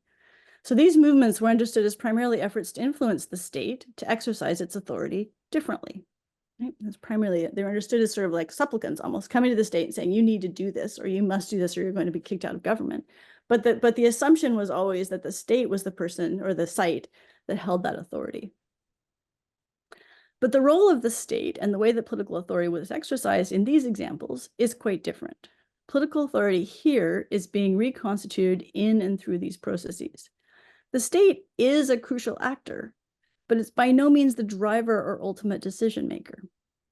And the processes themselves transformed how political power will be exercised in the region going forward. Recognizing this, there are many who've raised concerns about these processes being fundamentally undemocratic or circumventing state authority, raising the specter of private forces like NGOs and industry or international funding organizations or even indigenous nations, dictating the realities to communities on the ground. I'll talk a little bit about how this manifests a little bit later, right? But there are many who, both during the process and especially when these agreements were announced, pushed back quite actively and said, this is an example of international forces, undemocratic forces, working behind closed doors to determine the future of a whole region, and that effectively disempowers the residents of that region. Much of the work of these agreements, especially the initial Great Bear Rainforest agreements, did happen behind closed doors, with private interests driving the conversation. This is absolutely true. Funding was provided by international organizations to allow for the formation of new political forces, like the Coastal First Nations, the Nanwakolas Council, and what was called the Rainforest Solutions Project, which is where the kind of context in which environmentalists and forestry companies did their negotiation.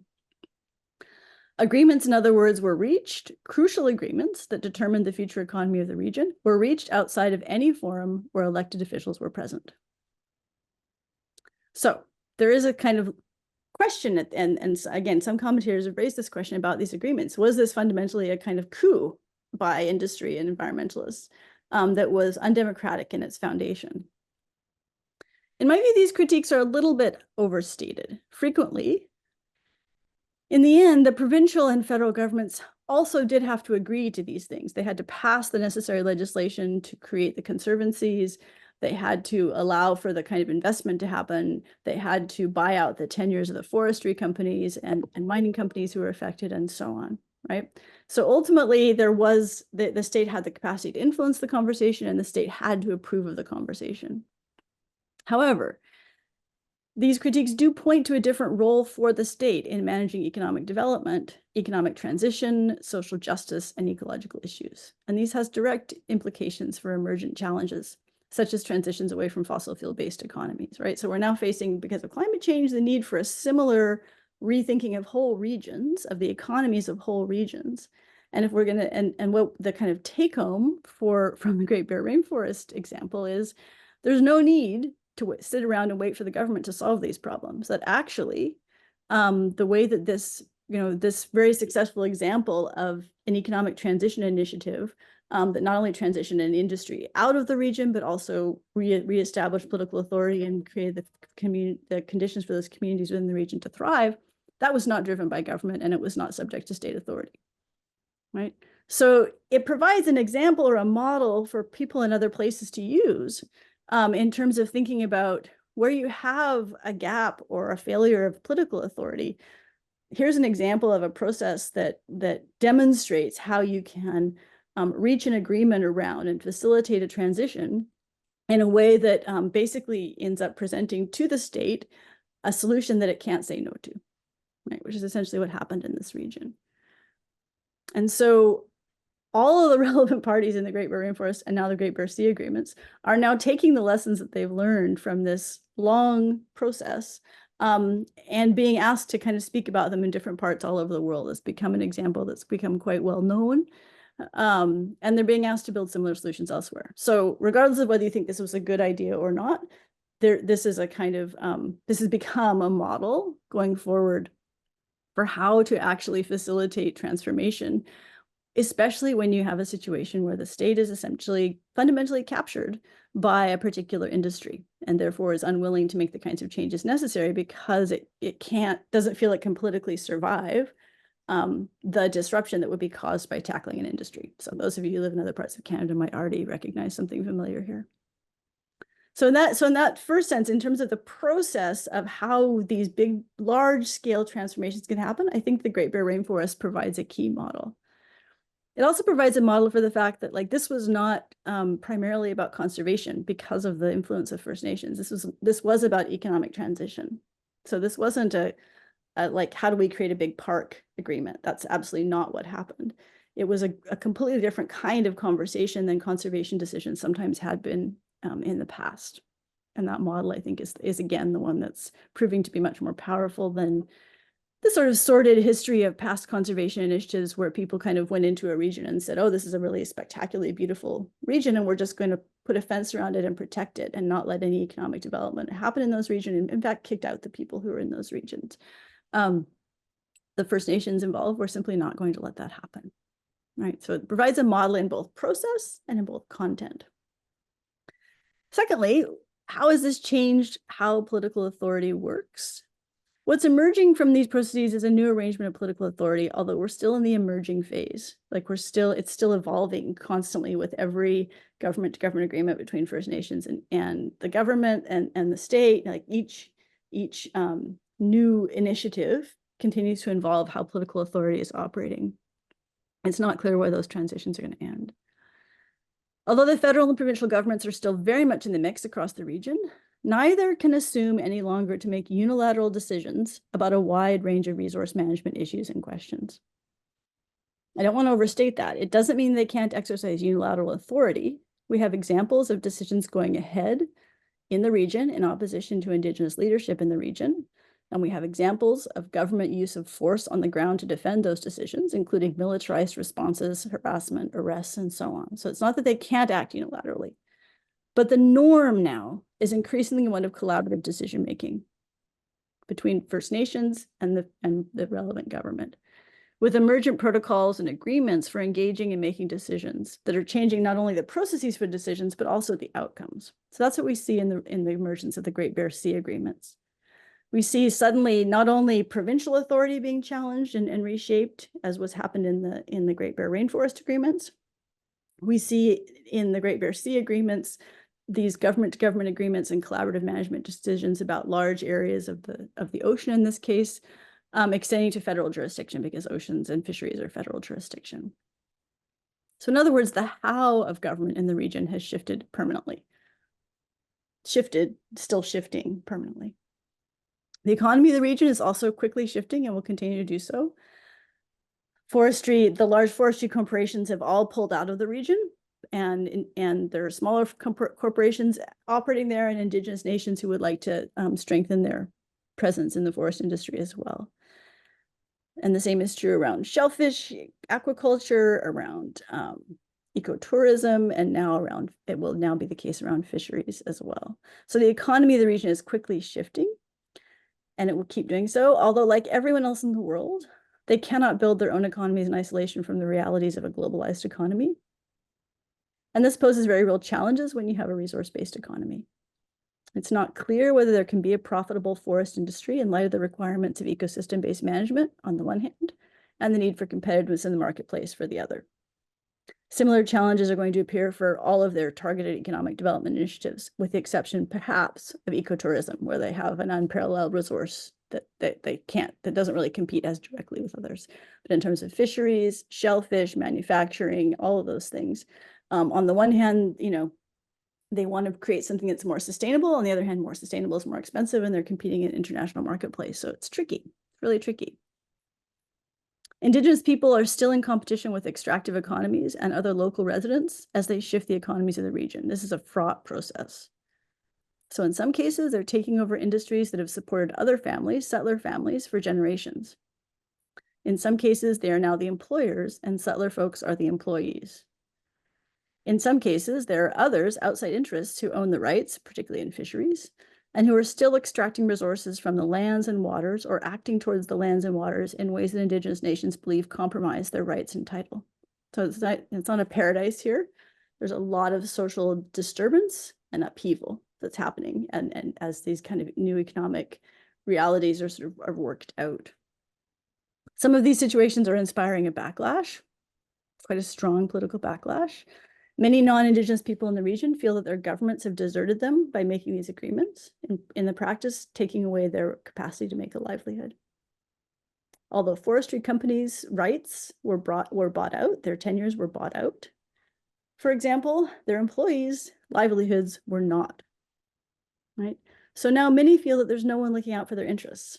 The political stakes of this backlash are still very much alive, and some indication of this can be seen in the difference between how the Great Bear Rainforest agreements were messaged, kind of how they were talked about to the world as being this huge conservation success, and how the Great Bear Sea agreements are being messaged, which you'll notice the conservation is very, very small point of the messaging in the Great Bear Sea, and the focus is entirely on building good economies and strong resources so that we can continue to have good fisheries and so on. There's also the reality that Indigenous nations are going to insist that the benefits of resource extraction in the region support their communities. Not exclusively, they're happy to have alliances where and partnerships where some of the resources leave the region. But first and foremost, they're going to insist that the resources can't any longer be extracted with the benefits from the region, that the resources that are taken away have to benefit their region. This is not something that the provincial government has been able to do now that the gold rush of resource development is over. In other words, now the big trees, the big fisheries, everything's kind of in decline. But this means that those resources will not flow in other directions, and this disrupts power relations, right? So just by saying we want to have a sustainable economy in the region, and that means that economy has to sustain our communities, you're already putting yourself in an economic disadvantage with other regions, and that disrupts power relations as well. Okay, so that's kind of the sort of how are the problems getting solved? That's how a change in how political authority works. And what the kind of concrete changes in how political authority works is that for the most part, going forward, resource management decisions in the region are going to be made at co-management tables between the relevant First Nation and government. And there are very tight protocols for how those decisions are made. And that's going to have cascading effects for existing rights holders in the region and communities in the region. So we're going on longer than I intended to already. So I'll just briefly talk about a couple of conclusions, and then we can open up to questions and maybe have a little bit of a discussion. So a couple of just large-scale conclusions. Cases of the Great Bear, like the Great Bear Rainforest and the Great Bear Sea, are just two examples of how things that look like conservation or environmental issues are actually becoming drivers of much more wide-ranging transformations in how political institutions and economies operate. So I'm just offering them forward as instructive examples, and I would urge us towards a few key insights kind of as we walk away from them, I guess. First of all, environmental issues are not primarily about nature. Environmental issues are about economies, communities, and power. They're about how we will live together going forward, and solving them can and indeed must engage with these intertwined issues, right? They are fundamentally political issues and that occur across society. They're not just about finding a few areas that nobody is using and protecting them, which is often how we think about them. Second of all, non-governmental actors are innovating very rapidly to address the challenges that governments are failing to engage, both here and elsewhere. There are things that we should be very alert to in this process. I happen to think that the outcomes in the Great Bear Rainforest and Sea are on the whole positive. There's of course no reason to assume this will always be the case. But it is the role of governments and state actors to try to nudge the outcomes in this direction. And in this case, it took the wide and deep efforts of civil servants for decades to facilitate these solutions. It couldn't have happened without government, but it was not a government-led process. And so we think about the relationship between non-governmental actors and government or state power and authority. I think that these particular examples kind of throw a bit of a wrench in some of the stories that we tell about what economic transition is going to look like. And third, the challenges tackled in these cases were unique, but the lessons here, I think, are widely transferable, especially as we're looking at periods of intense economic transition at regional scales in order to mitigate and adapt to climate change. The question goes, I'm just interested to what extent renewable energy production, indigenous-led renewable energy production is also an issue in the Great Bear Rainforest region, because apparently it's huge. So I wonder to what extent there are initiatives. Because I think in Canada and British Columbia in particular, there are lots of interesting initiatives, indigenous-led renewable energy initiatives. So if you could say something about that, because you did not mention this in terms of economic possibilities for the future. And I mean, it's a central pillar of climate policies also. So I wonder to what extent it exists. And the other question I have is if you could elaborate a little bit more on the eternal power structure of the indigenous communities you're working with. So how are chiefs being elected? What kind of internal power struggles did you come across within your work? Not only in regards to procedural justice aspects, but also with regards maybe to gender issues. I wonder to what extent also women are being represented in First Nations councils, boards, and so on and so forth. Yeah, both really excellent questions. I'll start with renewable energy. Yes, a lot of there's a kind of very long answer to your story and a shorter answer. I'll try and do the shorter one. Renewable energy is definitely a big issue in the region, but it's a tricky one because these communities are lightly populated and quite far from the infrastructure that's needed if they were to make big investments in renewable energy, which would probably predominantly be, well, there's wind potential and there's also extensive run-of-river hydroelectric potential. But there's a challenge in that their local consumption needs aren't huge, and with a couple of key exceptions, and it's the transmission capacity to sell it back to the grid was not adequate. The key exceptions were that part of the development of the Great Bear Rainforest Agreement coincided with the period when the government was trying to very heavily promote LNG, and the two big locations for LNG terminals. So the LNG resource, the natural gas resource, is northeast British Columbia, And then there were at one point 18 different pipelines proposed to pipe that gas down to the coast to two communities, Kitimat and Prince Rupert, in the Great Bear Rainforest Agreement. And so there were proposals for a number of liquefaction facilities to be built in those communities. And liquefaction is extremely energy intensive.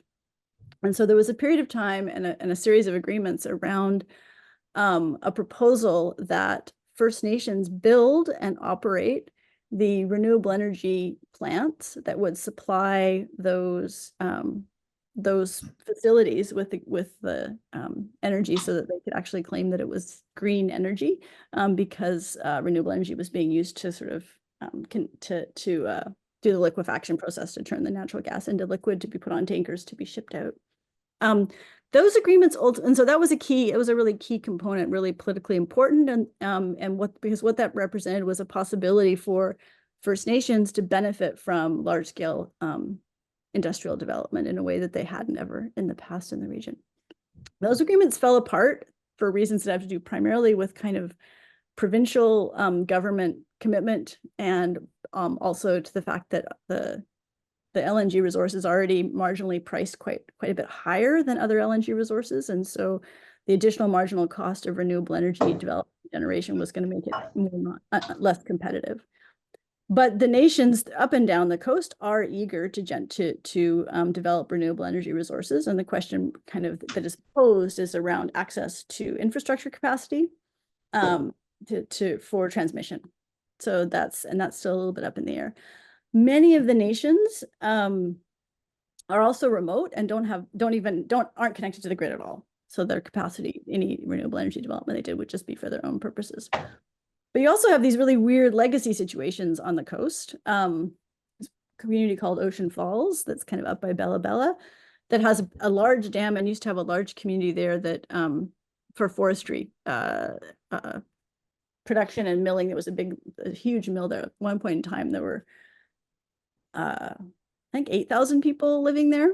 Anyway, they have this dam there that generates a ton of electricity, and they don't have anything to do with it. So, and at this point in time in Ocean Falls, there's probably about 20 year-round residents. So what's happening up there are bitumen mines. So they have servers up there in big old industrial buildings that are sucking up that electricity for bitumen mining, or not bitumen mining. Sorry.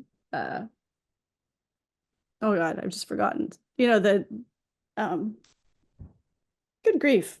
My brain is just failing me. Cryptocurrency mines. So that's basically what they're doing there now. And so that's an example of the fact that, like, if they did big renewable energy development, they have to figure out some way to use it. Like, who's going to use the power, or how are they going to get the power to anywhere? So that's the sort of short story on renewable energy. The other question, around First Nations governments. That's a huge, interesting question that I've actually spent quite a bit of time working on. And what I would say is these processes were negotiated, like I said, over 2.5 decades, going on 3 decades now. And through them all has been massive evolutions in how, and they've involved 26 different nations, as well as provincial and federal government. And so amongst those different nations, we have over a 30-year period, 26 different nations, you have a lot of complexity around there's no one story that can be told around the internal workings of First Nations governance.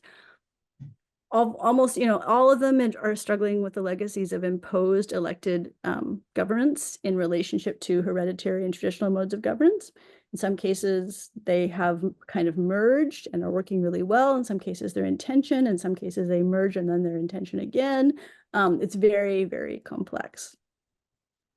And the gender dynamics are similarly very uneven. So you have some nations like the Heiltsuk that have strong female leadership. You have other nations where that's less the case. But over the 30 years of these agreements, we've seen increasing amounts of diversity in terms of gender representation on the councils. But I wouldn't say it's like a steady line in one direction or another.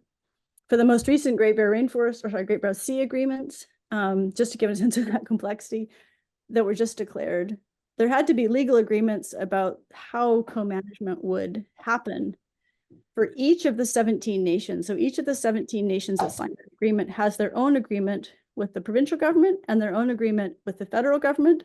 And then they have an agreement amongst the nations and they have agreement of all of the nations with the provincial government and all of the nations with the federal government.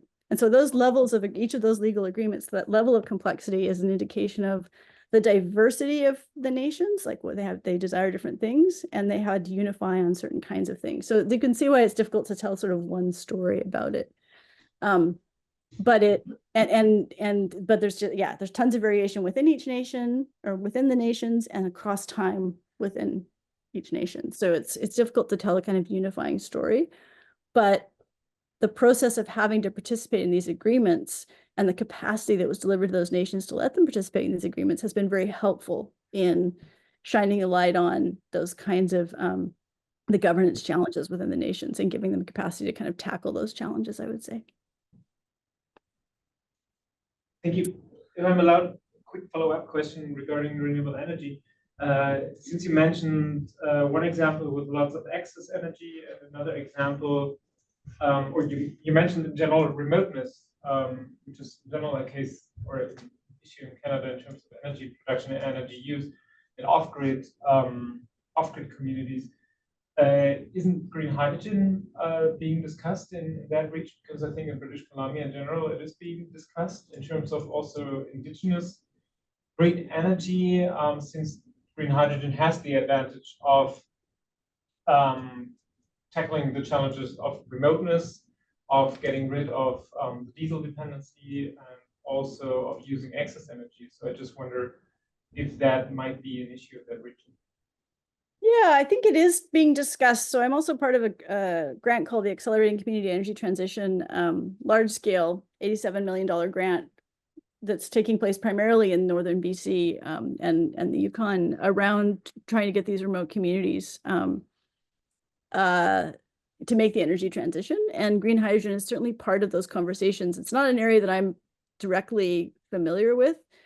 I know that there are a lot of questions, there's a lot of hesitation in a lot of the remote and indigenous communities around technology-driven solutions to their energy problems. They've had the experience over and over again of having technologies imposed upon them being used as kind of trial cases for certain kinds of energy technologies, and those technologies not necessarily, and that experimentation not necessarily benefiting the community, not providing jobs in the community, and not solving the sort of fundamental challenges that the communities themselves experience.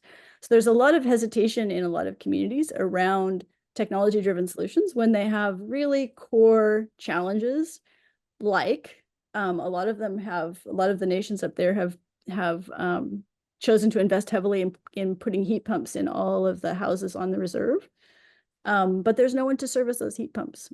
And every time they have a heat pump breakdown, they have to wait several weeks or a month until they can get somebody to come up from an urban center to service the heat pumps. And no one from the community can be trained to do that without going down and doing an internship in the Lower Mainland or on Vancouver Island.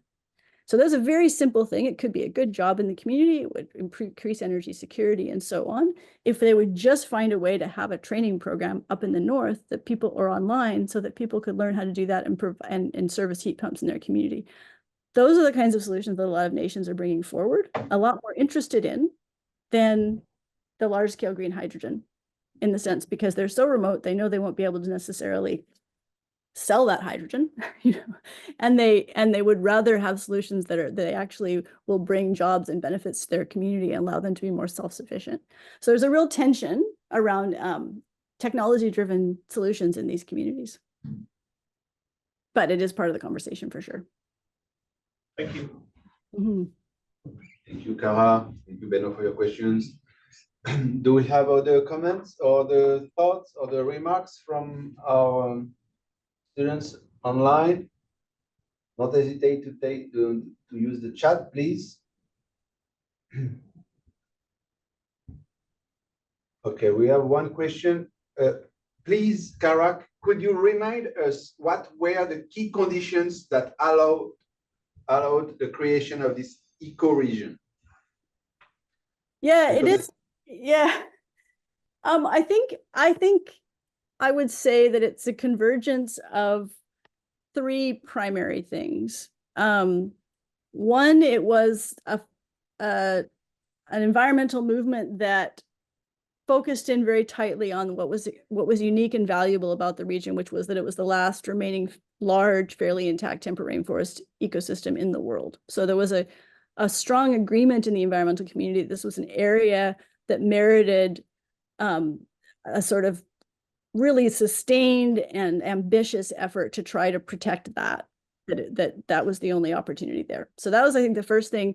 The second thing is the industry being in the forest industry being in trouble and having been threatened in part by environmentalists and by the market campaigns, but also in part just by a changing industry and a realization that the marginal costs of logging in these remote areas was not going to be able to keep pace with plantation logging that was happening elsewhere, plantation forestry that was happening elsewhere. So we have an economy that was like an industry that was realizing they were in a bit of trouble. We have the environmentalists realizing that this was a place that they were willing to commit to for a big win for really important reasons. And then the third key element is the time that it landed in relationship to Indigenous nations winning these legal cases and beginning to realize that to assert their authority in the region, and the development of UNDRIP, the development of a lot of signals that like Indigenous authority in the area was going to have to change, was going to have to be recognized. And so there was in a sense a third party to the conversation between environmentalists and forestry that were fighting for the government's attention. Suddenly Indigenous nations kind of came to the middle and said, no, hang on a second, let's do something different, something that's ambitious, something that's sustained and committed to this region for the long run. And so I think it's that combination of the uniqueness of the area, the fragility of the industry and Indigenous leadership that actually were the galvanizing forces in this case. Thank you, Kara, for your answer. I have another question. If we think in terms of transmitting good practices on the global scale, because all our students are from Asia, Africa, South America, what do you think can be exported to other parts of the world? What are the key characteristics transmissible or shareable at the global scale for other regions? Yeah, I mean, this is what's happening. A lot of the regions where these the people who worked in the Great Barrier Rainforest are now working in are places like Indonesia. They're places we're looking at plantation, like basically biodiversity hotspots in other parts of the world. Most of the biodiversity hotspots are in not in North America and Europe, right? They're in other regions of the world. So I think there's two key insights, and these aren't especially novel insights, but I think key insights to take. One is that conservation can be a lever for much more widespread and economic transition that can be supportive of the thriving of local communities. But in order for it to do that, there has to be the willingness of environmentalists or conservationists to understand that their job isn't to just protect, their job is to facilitate an economic transformation. So environmentalists have to come at it that way. And then governments have to be willing to play a sort of shepherding role in some sense. There's a role for government to sort of make sure that the ground rules of who gets represented, whose interests are part of the conversation is there. And local community interests, in this case, it was represented by Indigenous nations, but whether they're Indigenous nations or just local community interests, have to be at the table. They have to be at the table in a powerful way to ensure that the conservation decisions that are made and the industrial decisions actually are made in a way that benefit local regions. The thing that we're just at the beginning of understanding whether these are going to be good examples of is kind of, as I alluded to a couple of times, is under what conditions can we have economies in these regions that actually support these local regions and are resilient enough in the face of global economic forces that to be able to thrive? And I think that's a huge challenge that all regions are facing. And in this way, Canada's economy, because it's so dependent on resource extraction, is actually much more consistent with less developed economies, that are based also on resource extraction. So Canada, or this example, offers a model of a resource extraction economy tackling the exploitation and damage caused by resource extraction in an unsustainable way and trying to do it differently. And so I think that has relevance for a lot of other countries where you have resource-dependent economies or export-dependent economies that are sucking resources away from those areas consistently and systematically. What does it look like to sort of make an investment in those regions that would change that dynamic?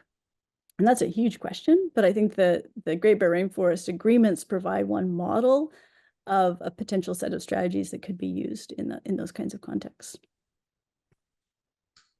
Thank you, Cara. Do we have some comments or other remarks?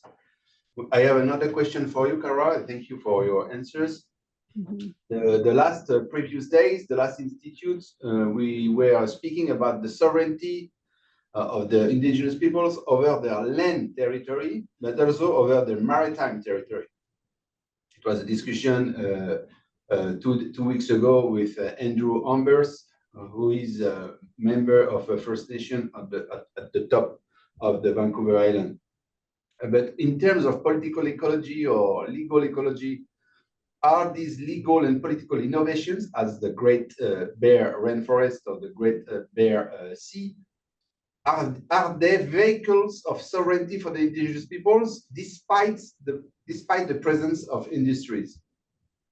Yeah, absolutely. I mean, that's, I think, kind of what I was trying to nudge towards in terms of thinking about this, the way that the infusion of resources has empowered Indigenous nations to sort of sort out their governance issues, build collaborative relationships with other nations, and kind of and enhance their authority on the ground. The first infusion of resources from the philanthropic organizations supported that. The negotiating processes enhanced that. And now these are nations that are really at the lead of negotiating government-to-government agreements. So agreements where the nations are treated as governments equal to the provincial government in terms of managing their resources. And so, there are critiques of these approaches, of course, but for many of these nations, they're now achieving advances in their own capacity to control things like how decisions are made about their traditional resources, but also how emergency management is going to happen on the coast, how having their own people doing the Coast Guard service on the coast, developing these guardian watchment programs provide good jobs for young people to be out on the land, monitoring and enforcing Indigenous law on the land, as well as potentially enforcing provincial law and federal law on the land. So the Great Bear Rainforest Agreement isn't by itself what did it, but the capacity building through that process has led to nations being able to concretely assert their sovereignty in ways they hadn't before. And I guess I'll assume kind of one other thing into that that's kind of implicit in your question. For many of these nations, they don't see industry as being fundamentally different from government. To put it very crudely, governments have treated them worse than industries have. And they don't mind who they deal with. They'll deal with industry or they'll deal with government as long as who they're dealing with respects their rights and title. And so they don't draw up a fundamental distinction in that regard, many of them. So they don't see the government as their friend and industry as their enemy. They see themselves as the rightful sovereigns of the territory, and they will deal with whoever can deal with them respectfully. And so what the Great Bear Rainforest Agreements did was provide them with an infusion of capacity, both to develop their own governance systems and then in the form of these large endowments that are allowing them to make their own choices about how investment happens on their territory, that's strengthening their ability to deal with anyone, industry, government, whoever. And in that sense, I think is enhancing the capacity to exercise sovereignty. Thank you very much, Cara. Do we have other comments or remarks?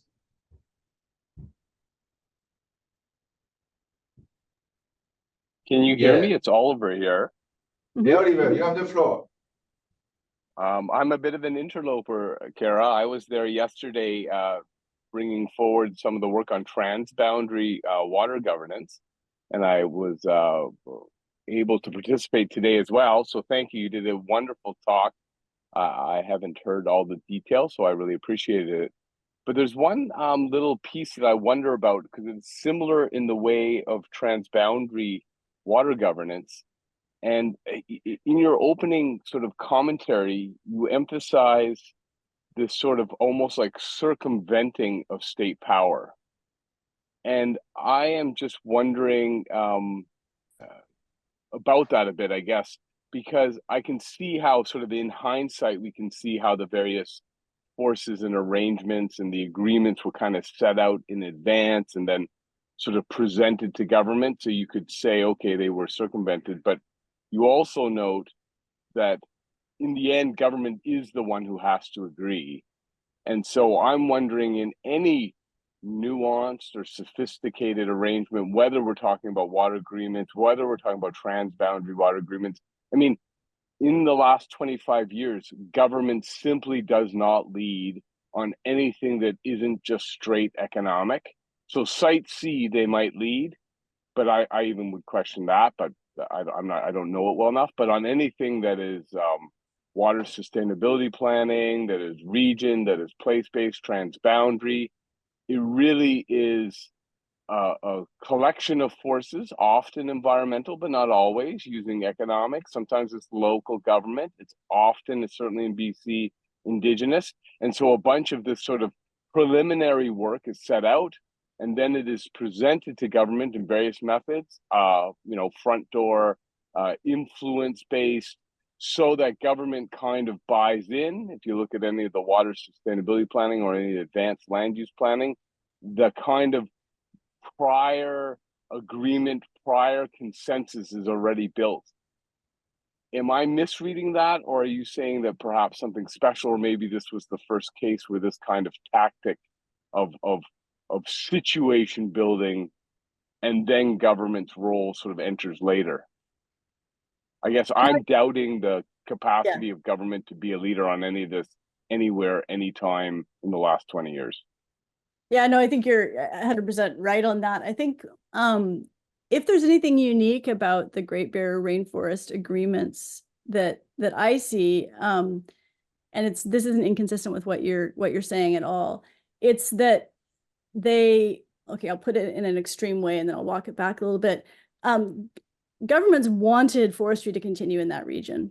And so through this process, they were able to kind of really fundamentally change the direction of the government's assumption about what would happen in that region going ahead. I think that, and this goes back, again, we're talking about the 90s here.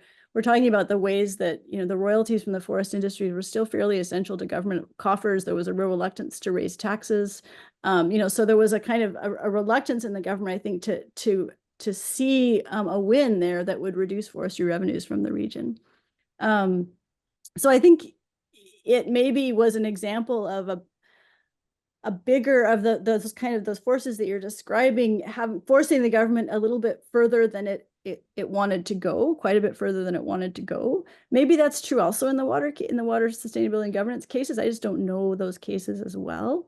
So I think, in a sense, I don't think that there's anything inherently different in the sense of leadership from the Great Bear Rainforest case. It's just maybe the magnitude and kind of shift that it affected. And yeah, I don't think I want to suggest that it circumvented government authority. I think that's a critical narrative that's being put forward, so much as that it created the possibility of something that government itself couldn't imagine, which I think is entirely consistent with what you're saying.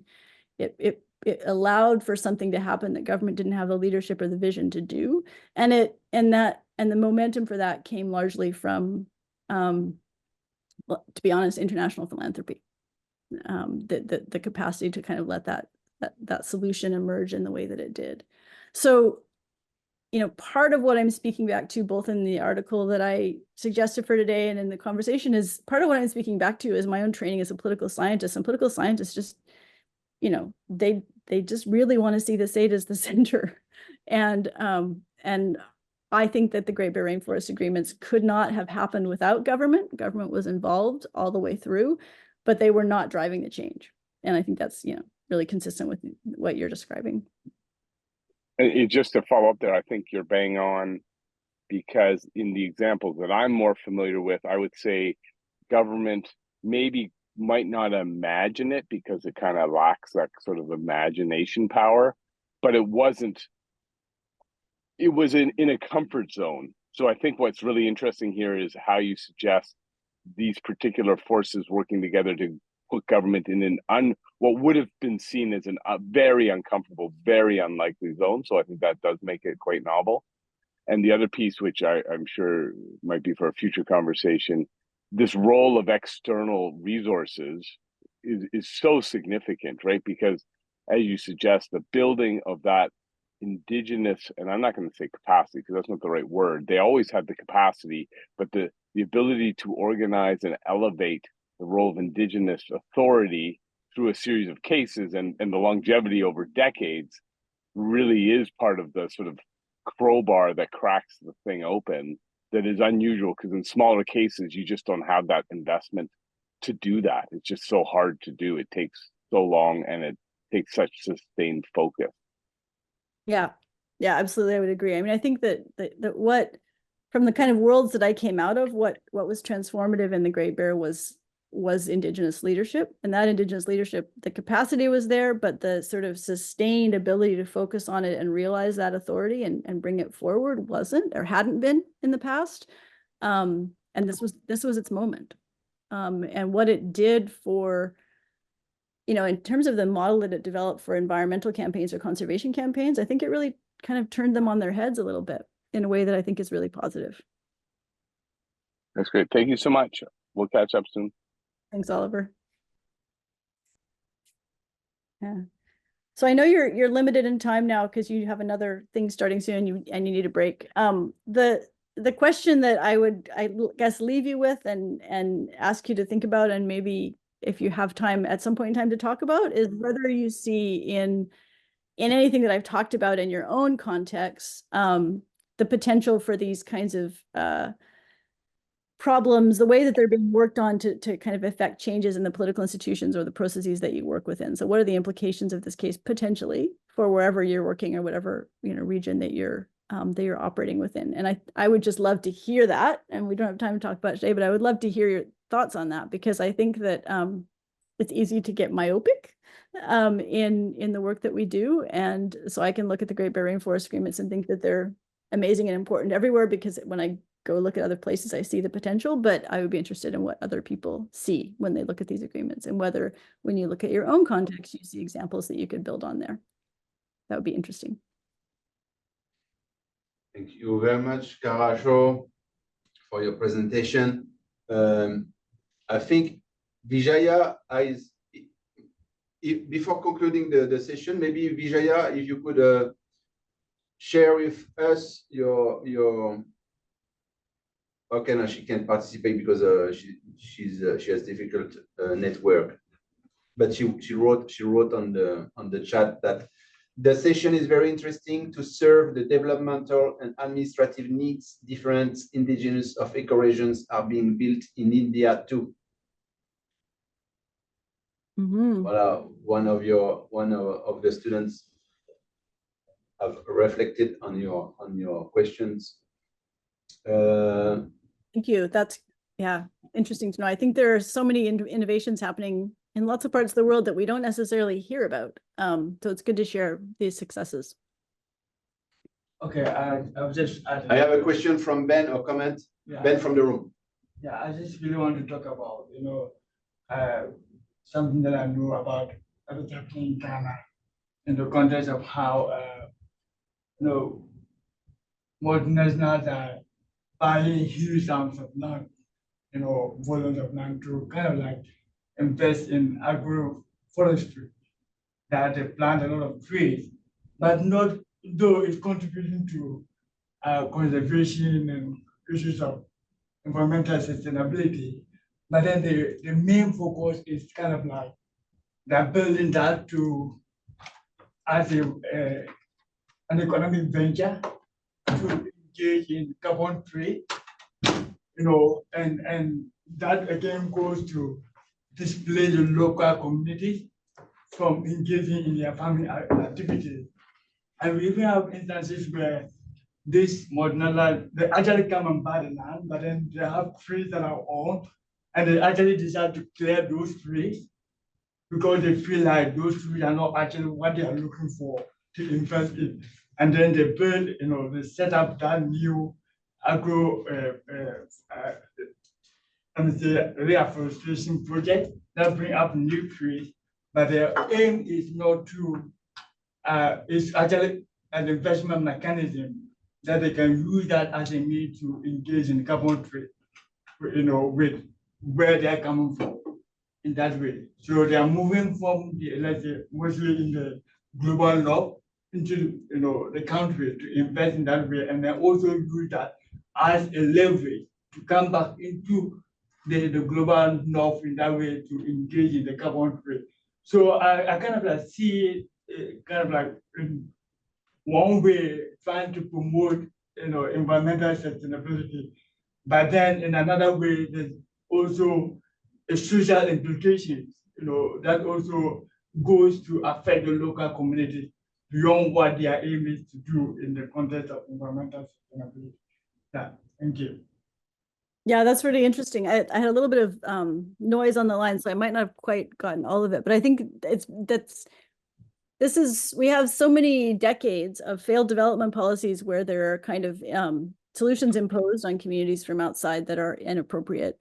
And one of the things that's really interesting when you empower local communities to make these decisions for themselves is they don't want to necessarily go back to what they've always done. They want to innovate and they want to develop their own ways of engaging with their landscapes and the economy. And so in some cases, the solutions that arise when they're locally driven are different from what we would expect. And that's the whole point of empowering kind of local or regional communities to sort of have a say in that. And whether those ultimately are more successful or less, we'll see, but certainly the first signs in the Great Bear Rainforest are that where these unexpected economic development opportunities have arisen, that they're taking fruit and they're doing well. So I think, yeah, just because well, I think as outsiders, which I am in the region, my expectations are constantly confounded in good ways. So it's really interesting when you see examples of transformations of local ecosystems that are chosen can still be sustainable and supportive of local communities and ecological health.